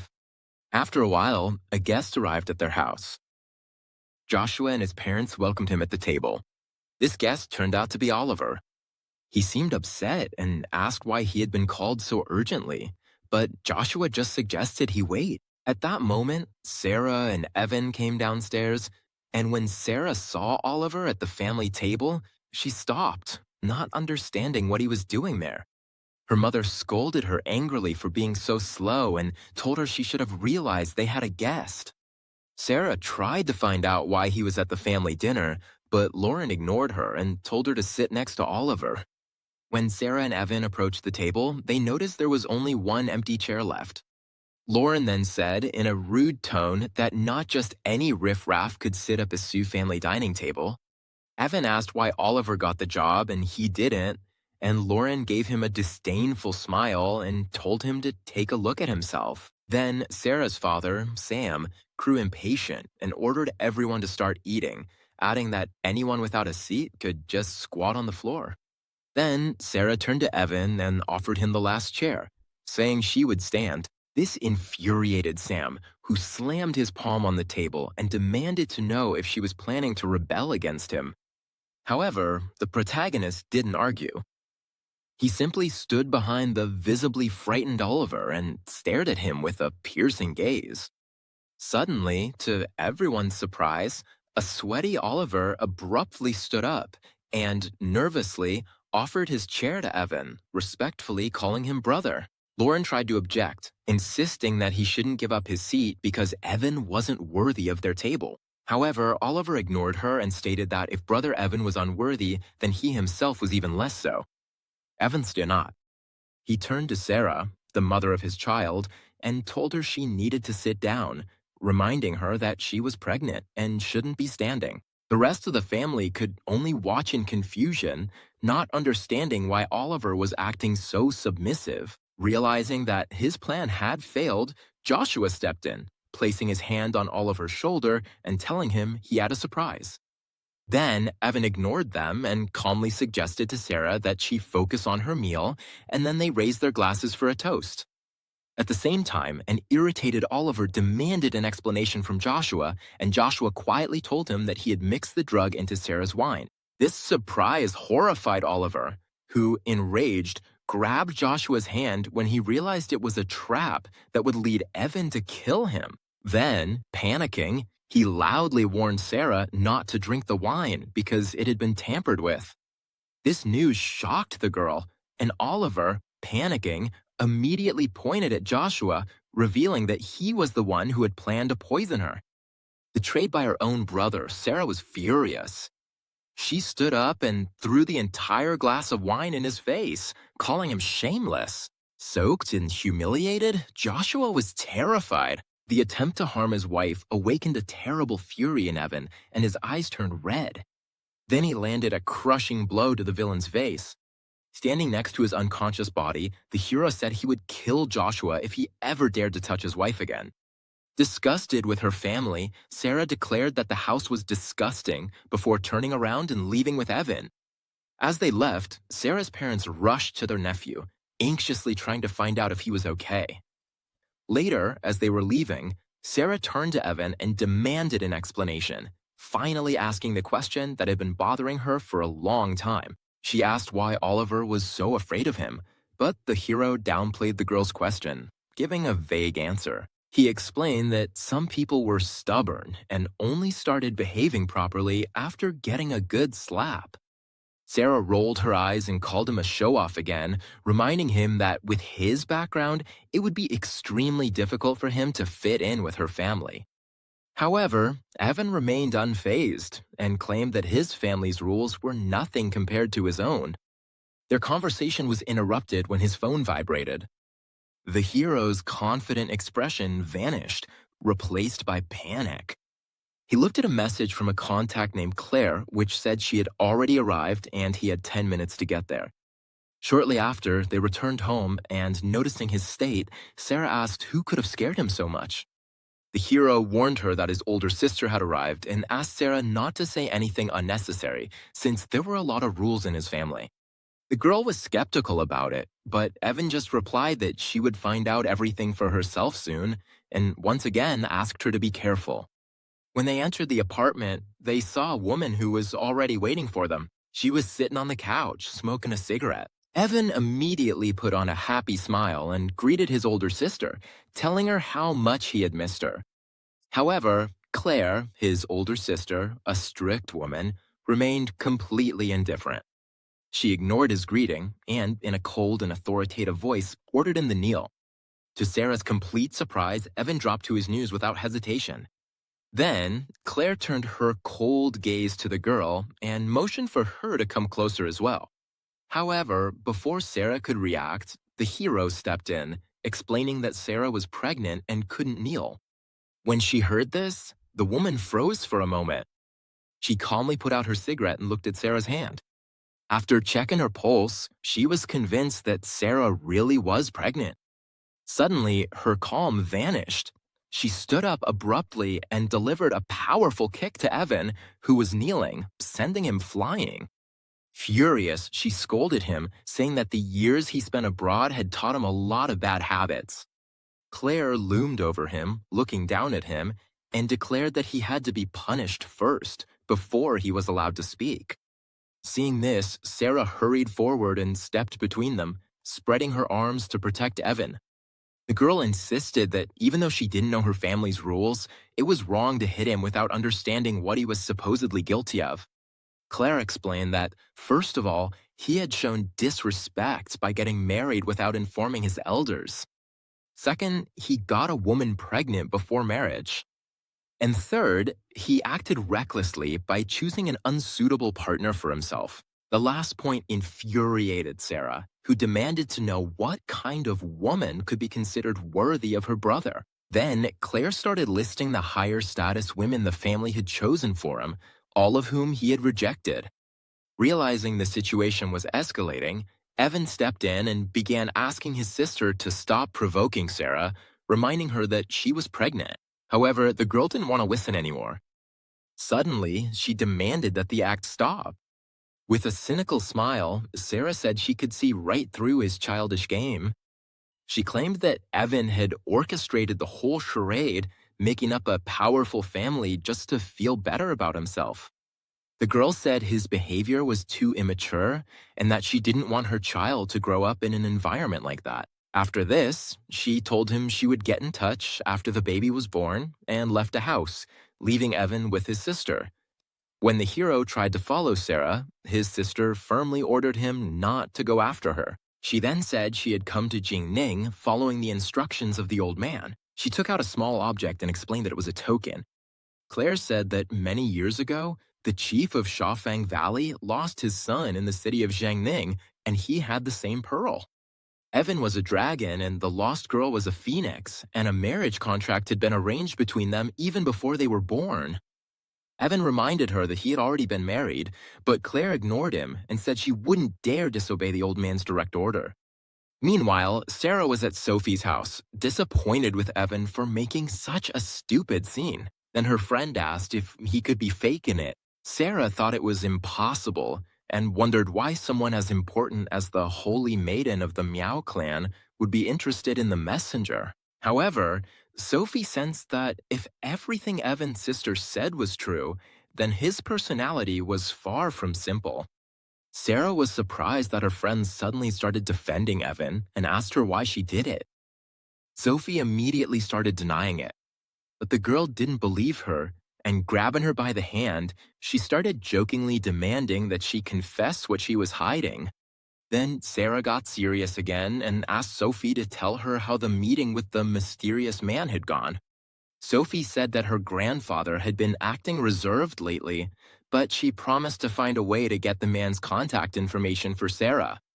At that moment, their conversation was interrupted by a knock on the bedroom door. When Sophie opened the door, Peter was there, and the girl asked him in surprise what he was doing at her house. Then the man said that he knew the person they were talking about and offered to introduce them. Sophie asked him if he really knew the influential man who had invested $10 billion in the new district project. Peter confidently confirmed that his grandfather had introduced them and said he could easily arrange a meeting. The next day, Evan was out on the balcony of his apartment thinking about Sarah's stubbornness since she wasn't answering his calls. His thoughts were interrupted by the sound of his phone. He hoped it was Sarah, but was disappointed to see that the message wasn't from her. The message was from Emily, the girl he had saved, who said she had washed his jacket and was asking for an address to return it to him. However, Evan replied curtly that it wasn't necessary and that she could just throw the clothes away. After settling that, the hero took the golden pearl with the dragon in his hand and wondered where to start looking for that girl. His thoughts were interrupted again by a phone call. It was his subordinate, Mateo, who told him that his partner Ironhead had died. A shocked Evan demanded an explanation, and Mateo explained that he had drowned after exhausting himself while rescuing several people from the water. Meanwhile, in her room, Emily sat wrapped in a towel, sadly looking at her phone after Evan answered. She wondered if that meant she would never see her savior again. At that moment, her father, Tyler, came into the room and asked her why she looked so upset. He said that the next day, young Jeffrey was having a birthday party and asked her to go instead of him. He clarified that the celebration was being held in honor of the boy's new beginning after he was recently rescued from drowning. However, Emily refused to go because the rescued man didn't even thank his savior and even called him a scoundrel. Changing the subject, her father asked the girl if she had gotten in touch with the messenger who had saved her life. Emily confirmed that she had contacted him, but added that the young man didn't even want to get his jacket back. Tyler felt disappointed when he heard this and pointed out that there didn't seem to be any special connection between them. The story then shifted to the entrance of the luxurious Taishan Grand Hotel. The main character arrived there in a gray van, looking impeccable in his suit. He was immediately greeted by 4 men: the ghost, the blind man, the smiling Buddha, and the young Master Day. They greeted the hero with respect. Then Evan said it was time to go in, and his men followed him into the hotel. As soon as the young man's group entered, a white luxury car pulled up in front of the entrance. Emily got out and at that moment caught a glimpse of the hero's back, thinking he looked incredibly familiar. Her butler asked her what had happened, but she quickly downplayed it, claiming she must have just imagined it. Inside, the celebration had already begun. The man greeted the guests, thanking them for coming to his second birthday party. The man turned out to be Jeffrey, and he claimed that he had survived the recent situation purely thanks to his luck. In honor of this event, a huge 9-tier cake was brought out for the guests. However, a reporter suddenly stepped forward and asked Jeffrey a question about the man who had tragically died trying to save him. The question instantly enraged the man, who shouted at the security guards, demanding to know who had let the journalist into his private party. He ordered his bodyguards to seize her, and his men carried out the order immediately. While his subordinates held her down, an enraged Jeffrey brutally kicked the reporter, shouting that he had only survived because of his own strength. At that moment, Emily and her companion watched what was happening and were shocked by what they saw. She commented that Jeffrey's behavior was disgusting, but the man warned the girl not to get involved. Meanwhile, Jeffrey kept harassing the woman lying on the ground, stepping on her and telling her he'd teach her some manners. Furious, he was about to land another brutal blow and, in fact, was on the verge of killing her. However, at that moment, another leg came toward his face, appearing with incredible speed. A powerful blow sent Jeffrey, stunned, flying across the room. He hit the ground and rolled straight toward the stage. Then he looked up and saw the main character standing in front of him with his four subordinates. Emily realized with joy that it was indeed the same man who had saved her before. Meanwhile, Jeffrey, after getting up with difficulty, glared angrily at the intruders and ordered the others to kill them. The bodyguards rushed forward, shouting that those scoundrels dared to cause trouble on the Zhao family's turf. However, the hero's men moved with astonishing skill, easily defeating their opponents with a series of powerful blows. The smiling Buddha kneed one of the guards aside, sending him flying and knocking him unconscious. Young Master Lei also easily defeated his opponent. The ghost kicked one of the guards in the face. Finally, the blind man attacked the last enemy. Soon, all of Jeffrey's subordinates were defeated, and Evan and his team stood unfazed in the midst of the chaos. A frightened Jeffrey stammered and asked who they were. Then Evan pulled up a chair, finally revealing the reason behind their actions. He explained that his brother was the very man nicknamed Ironhead, who sacrificed his life to save Jeffrey. Then, taking a drag from his cigarette, he declared that he was extremely upset that Jeffrey had dared to call his heroic brother trash. And then Jeffrey shouted that his life was supposedly more valuable than everyone else's because he had power, and once again called for security. At his signal, a new group of people dressed in black suits and wielding batons burst into the room, but Evan remained unshaken. He gave him an ultimatum. If Jeffrey went to his brother's grave, made 3 bows, and apologized publicly, he would let him go. However, Jeffrey furiously rejected the offer and ordered the new guards to kill the hero and his men. But before they could do anything, the protagonist rushed toward them with incredible speed. He stood up, grabbed the chair, and declared that he had given up his chance.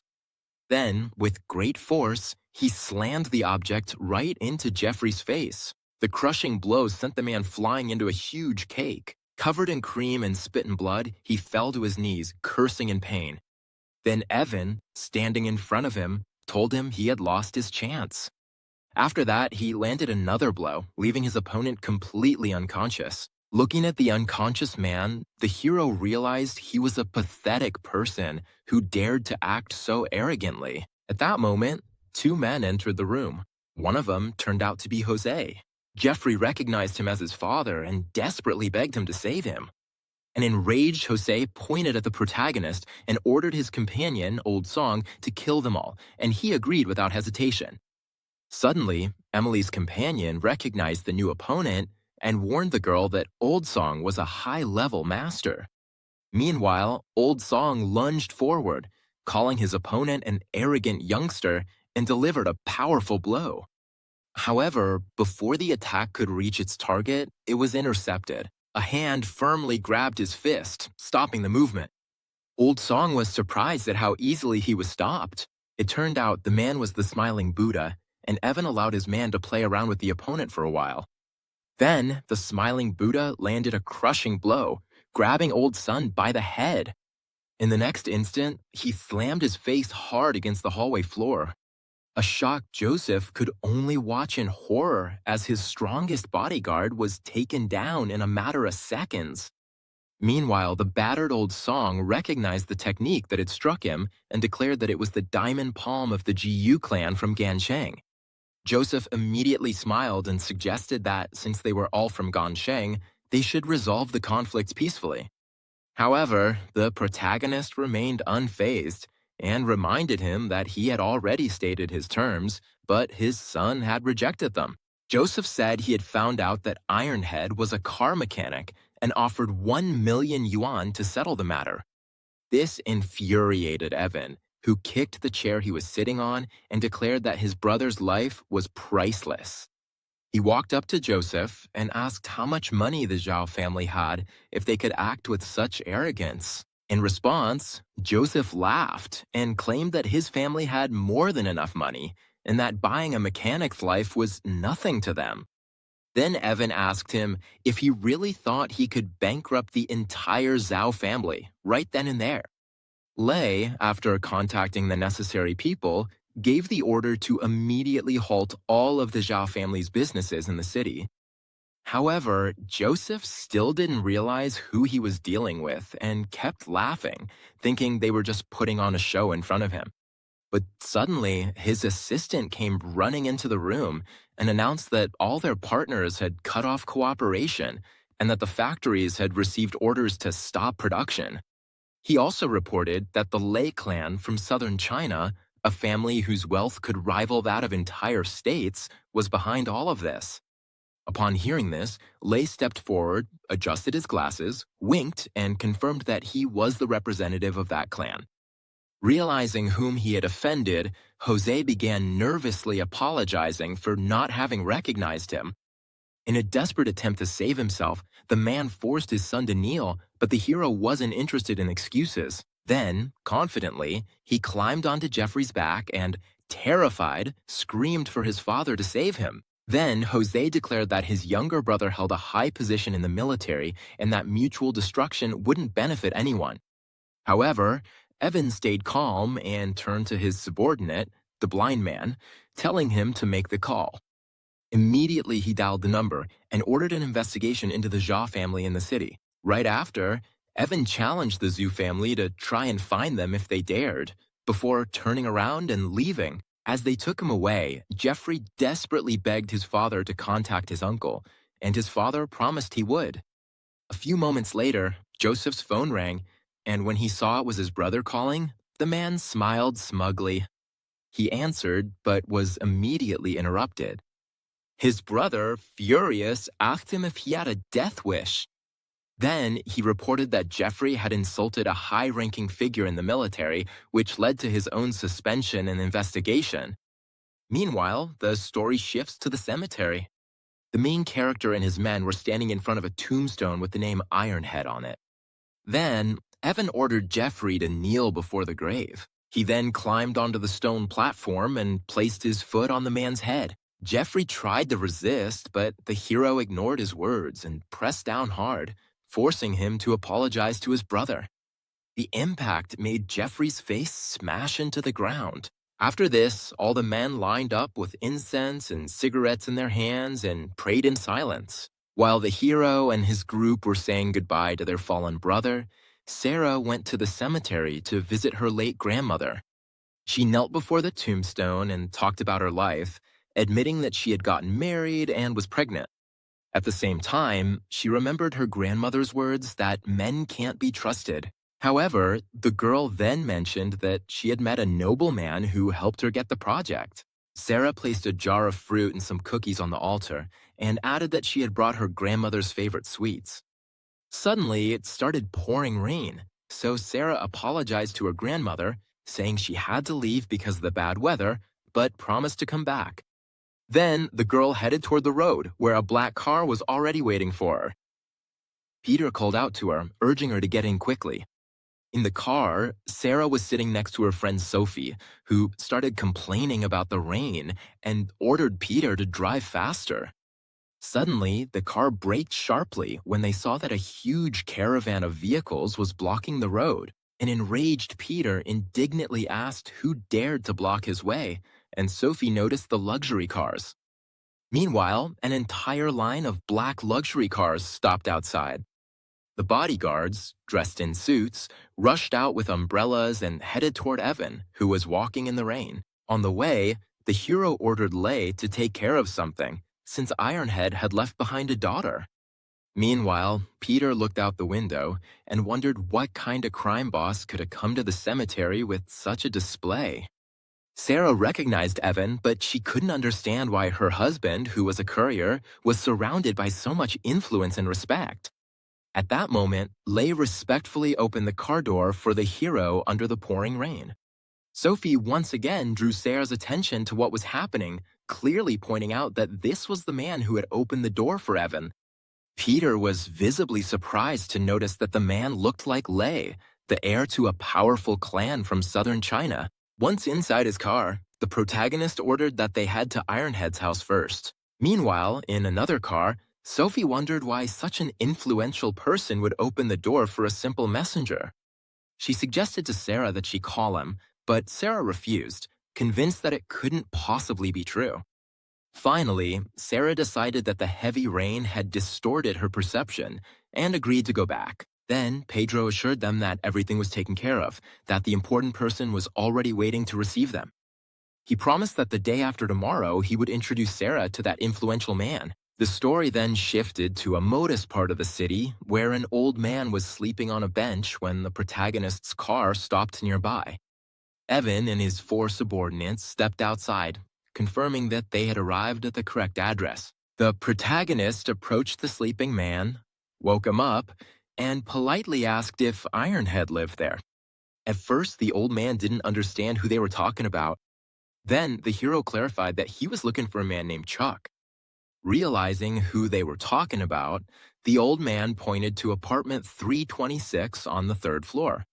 When Evan's men entered the building, the old man said sadly that the house of the deceased had already been taken over by his cousin and his wife.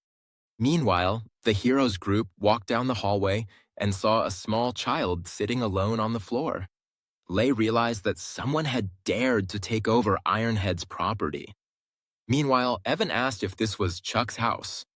The little girl, who had a bruise on her face, looked up shyly and said that her father wasn't home and had gone somewhere very far away. Then, Lei realized that the person in front of them was Ironhead's daughter and was shocked. The hero patted the girl's head and asked her why she wasn't inside. She explained that her uncles wouldn't let her live in the apartment.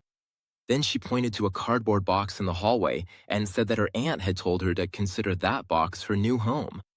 When Lai heard this, she was furious and outraged to learn that the child's relatives had forced her to live like a dog in a kennel. Enraged, she forcefully opened the apartment door. Inside, a burly man and woman were enjoying a lavish meal, and their sudden appearance startled them. The fat man slammed his fist on the table and demanded to know who they were. Then, the main character asked when that house became his property. The man pointed at her and declared that the house was his now, then threatened to call the police if they didn't leave. In response, the hero called him a monster and delivered a hard knee to his stomach. The blow sent the man flying backward, crashing into the dining table and scattering the food everywhere. Meanwhile, Evan calmly took the girl's hand to protect her and ordered the smiling Buddha to teach them a lesson. Then the smiling Buddha and the ghost stepped forward with menacing smiles, clenching their fists. The first one landed a hard punch on the fat man, and he immediately began to desperately beg for mercy. After the beating, the family members also started begging for mercy. However, the hero ignored them and turned to the girl, asking her name. She looked at him and replied that her name was Megan. Leia expressed her concern, pointing out that the girl was in a pitiful state and could die if they left her there. Then, the main character leaned toward her and invited her to move in with him and his uncles, and she agreed. Evan suggested that Leia should be the one to raise her, but he panicked, saying he didn't know how to take care of a child. At that moment, Megan tugged on the hero's jacket, looking at him with pleading eyes. So Leigh suggested that the girl call Evan her godfather. The girl immediately hugged the hero and happily called him godfather. Evan commented with a smile that he had become a father just a few days after the wedding. The next day, the main character took Megan to his apartment. He made breakfast for the girl and told her to eat more because he was going to take her to school later. While they were eating, the hero took a picture of the food and sent it to Sarah with a message inviting her to have dinner at home. However, the girl replied that she wasn't going to eat. So he offered to bring her some food, but she refused again and added that he shouldn't look for her. Evan sighed deeply, noticing her attitude. Meanwhile, the girl announced that she had finished eating. Then the hero smiled and said he would change his clothes and take her to school. Shortly after, they arrived at the prestigious educational institution. In the hallway, the hero explained to the girl that Lei had enrolled her in that school, which was the best in the area, so he encouraged her to study hard. Then they entered the office, where the principal greeted them, addressing the protagonist as Sir. He introduced himself as Principal Dan and pointed to the woman next to him, introducing her as Emily's teacher. The teacher turned around and turned out to be Emily, the same girl the protagonist had saved earlier. She seemed surprised to see him. She was delighted and practically exclaimed that it really was him. Then the girl noticed the little girl standing next to her and asked if she was her daughter. Evan patted Megan's head and confirmed that the little girl was his daughter. Principal Dan suggested that since Evan and the teacher knew each other, she should take the child to class, and Emily agreed. Then the protagonist said that he was leaving Megan in her care because he needed to work. As they walked down the hallway, he waved goodbye. The little girl waved back at him and said goodbye, calling him her godfather. Then Evan turned around with a warm smile and promised to pick her up after school. After he left, Emily asked Megan if he was her biological father, and the girl explained that he was her godfather. Hearing this, the woman smiled, told Megan to be smart, and took her to class. Outside, the main character was sitting on his motorcycle and lit a cigarette, reflecting on how being a father wasn't as easy as it seemed. Suddenly, his phone rang, and the woman on the other end of the line brusquely called him a scoundrel and asked if he had missed her. Evan was stunned, and addressing her as the eldest princess, asked how she had gotten his number. Meanwhile, the red-haired woman, lighting a cigarette, declared that since he was still so stubborn, she would have to come and soften him up. Evan tried to stop her, explaining that she was already married and that his wife would be extremely upset by her appearance. Furious, he began to say that she had threatened to meddle in his life, but before he could finish, the woman hung up the phone. As a result, he didn't have time to say anything, as always. The next morning, the young man took his adopted daughter to school. As he was leaving, he decided to warn Sarah up from the eldest princess so as not to bother the young woman during her pregnancy. She wrote him a message warning that if any woman came looking for him, he should ignore her. Evan lit a cigarette and commented with a sigh that women were difficult. After checking the schedule, he realized that one of the deliveries might be delayed and hurried off. At noon, his route had taken him to an upscale neighborhood where he stopped in front of a huge mansion. After looking over the impressive building, the young man remarked to himself that it was truly a luxurious house. He rang the doorbell to announce the food delivery. When the door opened, both of them froze in surprise. His wife, Sarah, was standing right in front of him. The hero smiled tensely and noticed the coincidence. There was an event going on inside the house. Another woman asked Sarah who the person at the door was, and she replied that he was just a delivery guy. Meanwhile, Evan handed the order to the woman, and when she asked if they knew each other, he lied, saying they were classmates. However, Helen was surprised, since she had also studied with Sarah, but didn't remember anyone like that. So the hero made up the name Juan and explained that he was a quiet student, so maybe they wouldn't remember him. However, the man in the suit let out a chuckle and commented that he didn't remember anyone by that name either. He looked at the hero with disdain and wondered how his former classmate could end up as just a simple messenger. Then he turned to Sarah, questioning why such an influential woman would be communicating with the messenger. He insisted that the gap between the elite and the lower classes of society was just too wide and that associating with those people only brought trouble. To humiliate the hero, the man took out his wallet and handed him money as if he were a beggar. With a satisfied smile, he declared that delivery guys needed tips and that this amount would be more than enough for him. Evan held back his anger and accepted the bills, while the man asked him why he hadn't left yet. Then, the hero, forcing a tense smile, thanked him. At that moment, another girl asked if the pizza had arrived, and the man's expression changed immediately. He addressed her as if she were a goddess. However, the girl, who turned out to be Emily, ignored him and looked at the delivery guy in surprise, exclaiming that it really was him.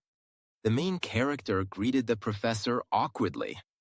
Then, the girl enthusiastically explained to everyone that she knew him and that he was her savior. She happily took his hand and invited him in. But Evan tried to refuse, saying he had other deliveries to make. However, the man stepped in again and asked why they needed to stop the delivery guy, which made Emily angry, and she snapped back at him. Taking advantage of the moment, the hero apologized and left.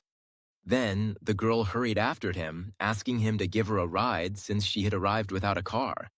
The man immediately offered his Porsche, saying the hero's motorcycle was too dangerous. Meanwhile, Sarah silently watched as her husband talked with the beautiful teacher.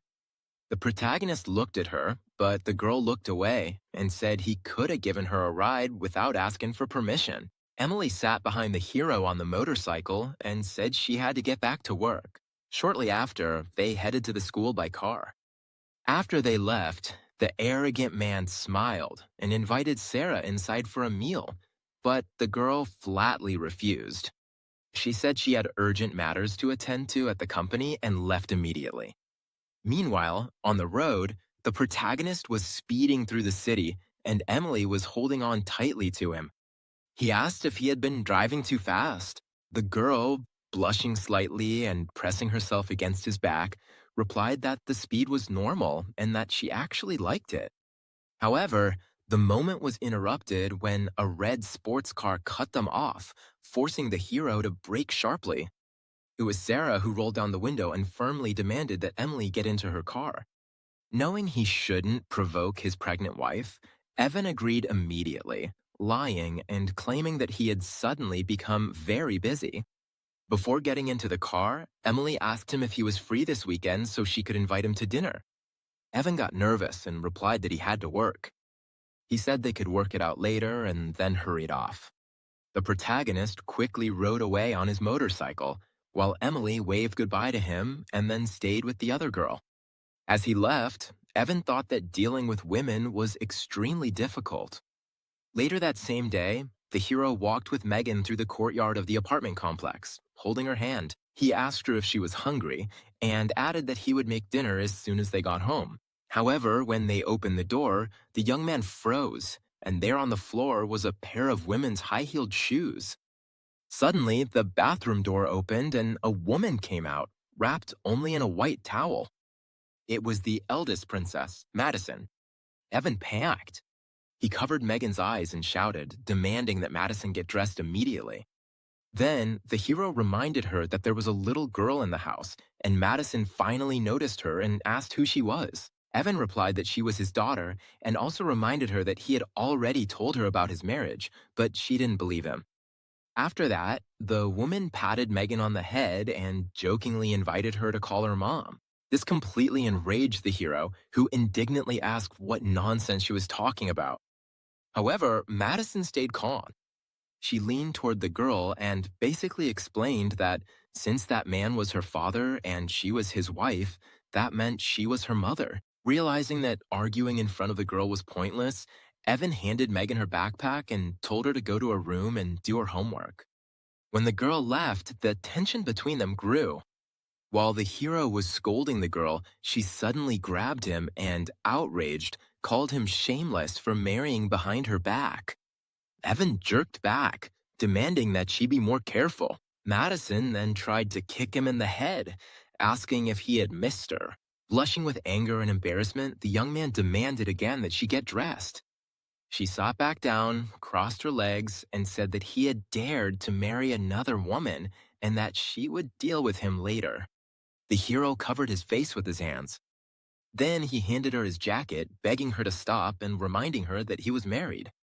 Madison knew that he had married Sarah because she was pregnant, and added that if she had known earlier, she could have given birth to his child herself. Trying to change the subject, Evan asked her how long she planned to stay in town. The girl replied that she had two goals: to find him and to talk to Lucas about a business matter. Hearing this, the hero felt a bit relieved because he realized she wasn't looking for Sarah. Otherwise, his wife could have caused a scandal. He commented that he knew the woman she wanted to meet with. However, Madison kept teasing him. She cornered him against the closet and asked why he acted like a monk with her when he couldn't control himself with other women. The girl moved closer again, and Evan, startled, asked her what she was going to do. She kept caressing his face, but at that moment, they were interrupted by Megan, who came running in and said she was hungry. But when the girl saw this scene, she immediately turned around and closed her eyes. The hero took the opportunity to get out of the awkward situation and suggested they end the discussion and get something to eat. Then he put on a suit, took Megan's hand, and told Madison that if she didn't come with them, they'd leave without her. Left alone, the girl blushed slightly and thought to herself that sooner or later, that man would be hers. After this, the story shifted to an upscale shopping mall. The three of them walked down the hallway accompanied by a waiter. Megan thanked Aunt Madison for the gift, but Aunt Madison interrupted her and said she should have called her godmother. Shortly after, they entered the VIP room. Madison mockingly mentioned her role as godmother, which made the hero scold her for using inappropriate language in front of the child. Meanwhile, in the hallway, the waiter was greeting new customers, among them Joshua, Sarah's brother, who was talking with Oliver. Joshua said he was never able to find out who took the project from their family, except that it had something to do with Lucas. The conversation then turned to Sarah, and Joshua pointed out that now she was the one in control of the project and wouldn't let them interfere. Oliver came up with a plan. Since Sarah was married to a messenger, they could use the media to ruin her reputation. Joshua approved the idea, and then Oliver saw a man walking past his door. He commented that the man looked like the one who had outbid him at the auction. Joshua saw that it was the same messenger, Sarah's husband, and not understanding what he was doing there, decided to take a look at his room. He cautiously peeked into Evan's room and saw him sitting at a table with a beautiful woman and a child. From the outside, they looked like a happy family, with the main character and Madison feeding chicken drumsticks to Megan. Joshua hid and thought with a smile that he had found the perfect scapegoat regarding Sarah. That same night, Madison asked Megan what she thought, and the little girl thanked her godmother. Meanwhile, Sarah waited silently near the hero's apartment, convinced he wasn't home. However, the elevator opened and Evan, along with Madison and Megan, walked down the hallway while the hero reminded the girl to do her homework. And then he and Sarah ran into each other. The girl froze, shocked to see her husband with another woman. Then Madison stepped forward and went straight up to Sarah, confidently asking if she was the same girl. Realizing that things could get out of hand, Evan quickly stepped in and explained that Madison was his aunt's daughter. However, Sarah didn't believe him and, feeling betrayed, said she was just passing by and had other things to do. After that, the girl turned around and left, leaving the young man and his companion behind. Desperate to stop her, the hero at least offered to stay for a meal before she left. However, Madison only made things worse by asking why, if they were husband and wife, they didn't live together. Then Sarah stopped and, pulling herself together, ordered the hero to open the door, saying she had decided to stay for dinner. Finding himself between the two women, Evan commented that being in the same place with them was like being on a battlefield. Once inside, he tried to escape the tense atmosphere and announced that he was going to the kitchen to cook. Then Sarah turned to Madison, who was comfortably settled on the couch, and asked her since when the hero knew how to cook. The girl then remembered how he had promised to cook for her, and Madison said she wanted to try his dishes too. From the kitchen, the main character shouted that she had already eaten a lot and couldn't possibly be hungry. However, Madison immediately changed her tone to a flirtatious one and, pretending to complain, said that she was hungry again. An irritated Evan raised his voice, demanding that she behave normally. Then, Sarah offered her a bottle of water, calling her the hero's cousin and adding that she was probably thirsty. There was tension between the two girls, Sarah said, and added that, judging by Madison's appearance, she should have called her older sister. Madison then went back to her playful behavior and called out to the hero, asking him when the food would be ready. Shortly after, the main character came out of the kitchen with a bowl of freshly made noodles and announced that dinner was ready. He set the hot dish in front of Sarah, and she looked at it and visibly softened, clearly impressed by his gestures and the way the food looked. Noticing this, Madison asked him to make noodles for her too, but an irritated Evan snapped at her to be quiet. Meanwhile, Sarah ignored their argument and started eating. After the first bite, she was satisfied, and commented that the flavor was really good and that the protagonist's cooking skills had improved. Then, unexpectedly, the girl told him to make a portion for Madison too, but to bring her something sour first. At that moment, Megan walked into the room. The girl announced that she had finished her homework and asked if she could read her a story. Suddenly, Madison called her, invited her to her mother's house, and promised to read her a story. Megan came over and thanked her, calling her aunt, but the girl immediately corrected her, insisting that she call her mom. Patting the girl on the head, she even promised to buy her candy if she agreed, but the girl called her on again. Then Sarah calmly stepped in and asked her rival not to make the child's life miserable. Then she called Megan. She sweetly asked to be called Mom. The girl was confused and stayed quiet, not knowing what to do. Instinctively, she looked at the hero, and Evan nodded slightly, giving her permission. After getting approval, Megan turned to Sarah and called her mom. Sarah praised the girl and told her she would take her to her room to read her a story. As they left, she said goodbye to Madison and told her to finish her noodles in peace. When Sarah and Megan left, only the hero and Madison were left at the table. Evan placed a plate of noodles in front of her and offered her something to eat. While she ate, the young man lit a cigarette and asked her if she was going to bed, considering it was already late.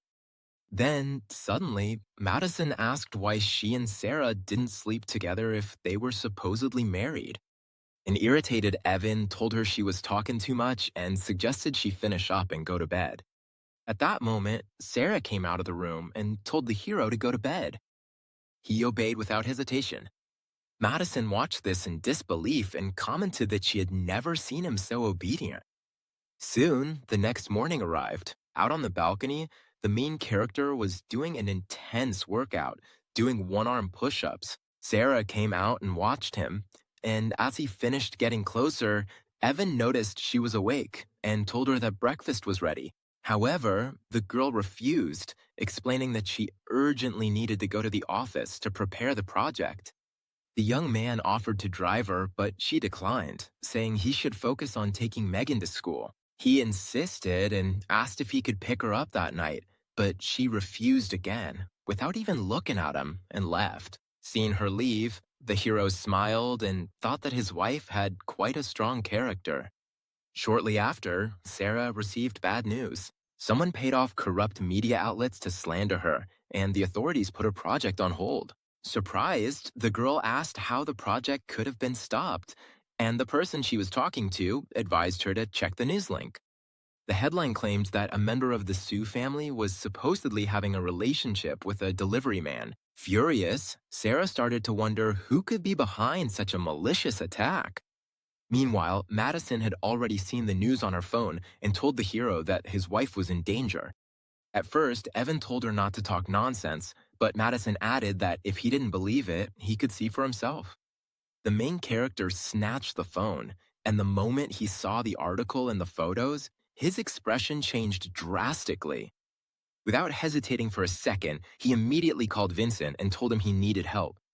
Meanwhile, Joshua was lying in bed with a woman, and she asked him why he was so happy. In response, the young man declared smugly that the news was excellent and he felt wonderful. Leaning toward her, he explained that since Sarah was about to lose control of the company, they should celebrate.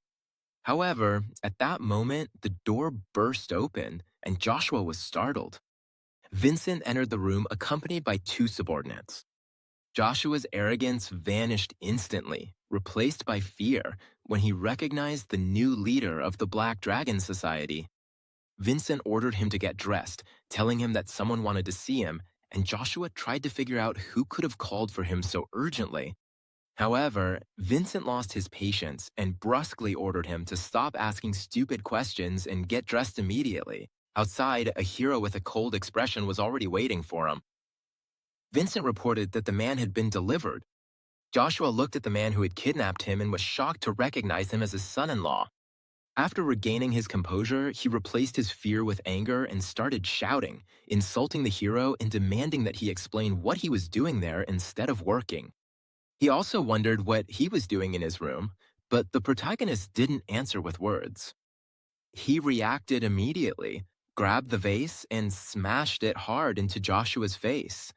The shards shattered, and the man staggered back, blood running down his face, shocked and furious, wondering if the hero had been looking for death. But before he could recover, Evan slapped him hard across the face. The blow sent him flying backward and knocked him to the ground, but the beating didn't end there. The hero approached the wounded man, grabbed him, and angrily demanded to know if he had treated his own sister that way. In response, Joshua replied with a smile that Sarah didn't deserve to be called his sister. These words triggered a real fit of rage in the protagonist. He called his enemy an inhuman creature. Right after, he landed a devastating blow that nearly knocked Joshua out, and then he fell to his knees. But he didn't turn to the hero. Instead, he addressed Vincent, offering to pay him double if he would just kill Evan. This infuriated Vincent, who yelled at him for daring to disrespect his boss and delivered a brutal kick to his face. Then he asked what they should do with them, and the hero said that Joshua should have contacted the media and forced them to retract the false articles. Then Vincent grabbed the trembling man by the hair and warned him that he had heard the order and was required to follow it to the letter. However, even in this state, Joshua didn't give up and once again begged them to kill the hero. Losing his patience, Vincent hit him again and told him he didn't want to hear another word. Finally, Joshua started begging for the beating to stop, promising to force the media to publish a retraction. Satisfied, Vincent gave a mocking smile and remarked that everything would have been much easier if he had been this obedient from the start. The story then shifted to the Sioux Group headquarters, where Sarah received bad news from her assistant. According to her account, the media would only agree to take down the articles for $800,000, which infuriated the young woman, calling it blatant extortion. At that moment, the door burst open, and her father, Sam, and her grandfather, Albert, walked into the office, declaring that she had brought shame to the family. Sarah tried to defend herself, insisting that things weren't what they seemed, but no one listened to her. Albert outright called her a homewrecker, and Sam added that he had already contacted President Stella, who was on her way. Then, the girl jumped to her feet and said she knew perfectly well that someone had set her up, but her grandfather ignored her words. Sam said there was a way to resolve the scandal, that they could fix it, but only if she agreed to give up her powers. Sarah immediately realized that had been their goal from the very beginning. And Sam added that the project should have been his from the start. Despite the pressure, the girls said they could forget about taking her power away because she had a clear conscience. Then, her grandfather told her she was too naive if she thought Stella would trust such an important project to a man with a ruined reputation. He gave her an ultimatum, saying that the Sioux family's honor was at stake and that she had no choice but to give up her powers.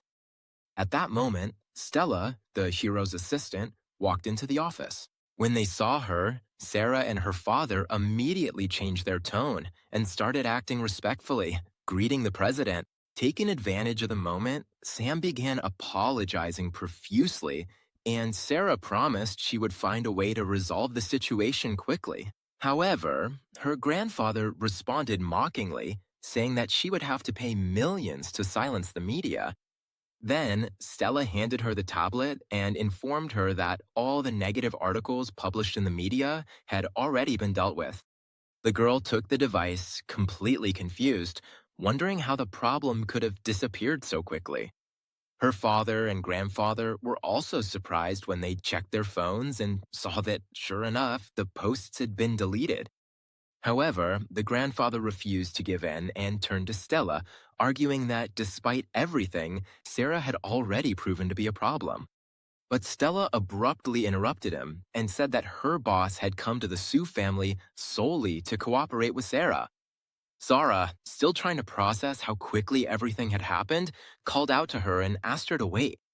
Intrigued by the mysterious and powerful man who had helped her, Sarah asked if it was possible to meet her boss. Stella, with a mysterious smile, explained that she couldn't make that decision because her boss's temperament was unpredictable. Then she cleared her throat and left, leaving her alone with her father and grandfather. both of whom were feeling down and who also headed for the exit. As they left, her father warned Sarah not to let her guard down, and Albert added that the family business was falling apart in their hands. After they left, Sarah sat down and kept thinking about who could have solved the problem with the media so quickly. And then her expression changed to one of astonishment when the news reported that the messenger involved in the scandal had been fired from his job. Meanwhile, the story shifts to a food delivery center. The hero arrived there on his red motorcycle, unaware of what was going on. He greeted his coworkers and asked to borrow his overweight friend's portable charger because his phone had run out of battery. However, his coworker looked at him in astonishment and told him that he had been on the news. Evan brushed it off as just rumors, but his coworker insisted that he had been fired. Confidently, he smiled and wondered who would dare to fire him. At that moment, a man in a suit appeared. The couriers greeted him as their boss. As he approached the hero, he informed him that due to the negative impact of the scandal on the company, the decision had been made to fire him. The protagonist protested, claiming that the news was false and that the media had already published a rebuttal. The boss tried to smooth things over by explaining that he didn't have the authority to overturn the decision made by the parent company.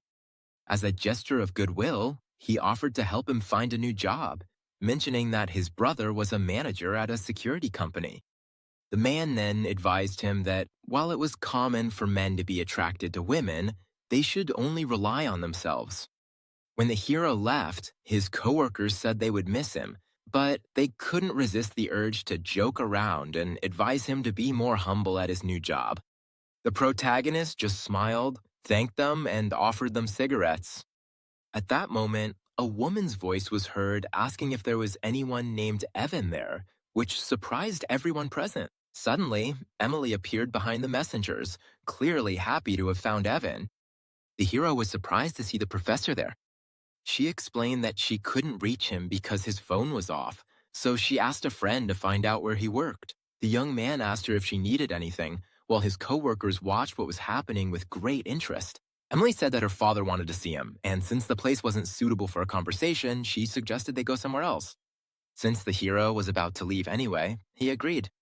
After they left, Evan's former coworkers started speculating that the girl might be looking for him to become her kept lover. However, their conversation was interrupted when the boss suddenly kicked the overweight man from behind and yelled at them to get back to work.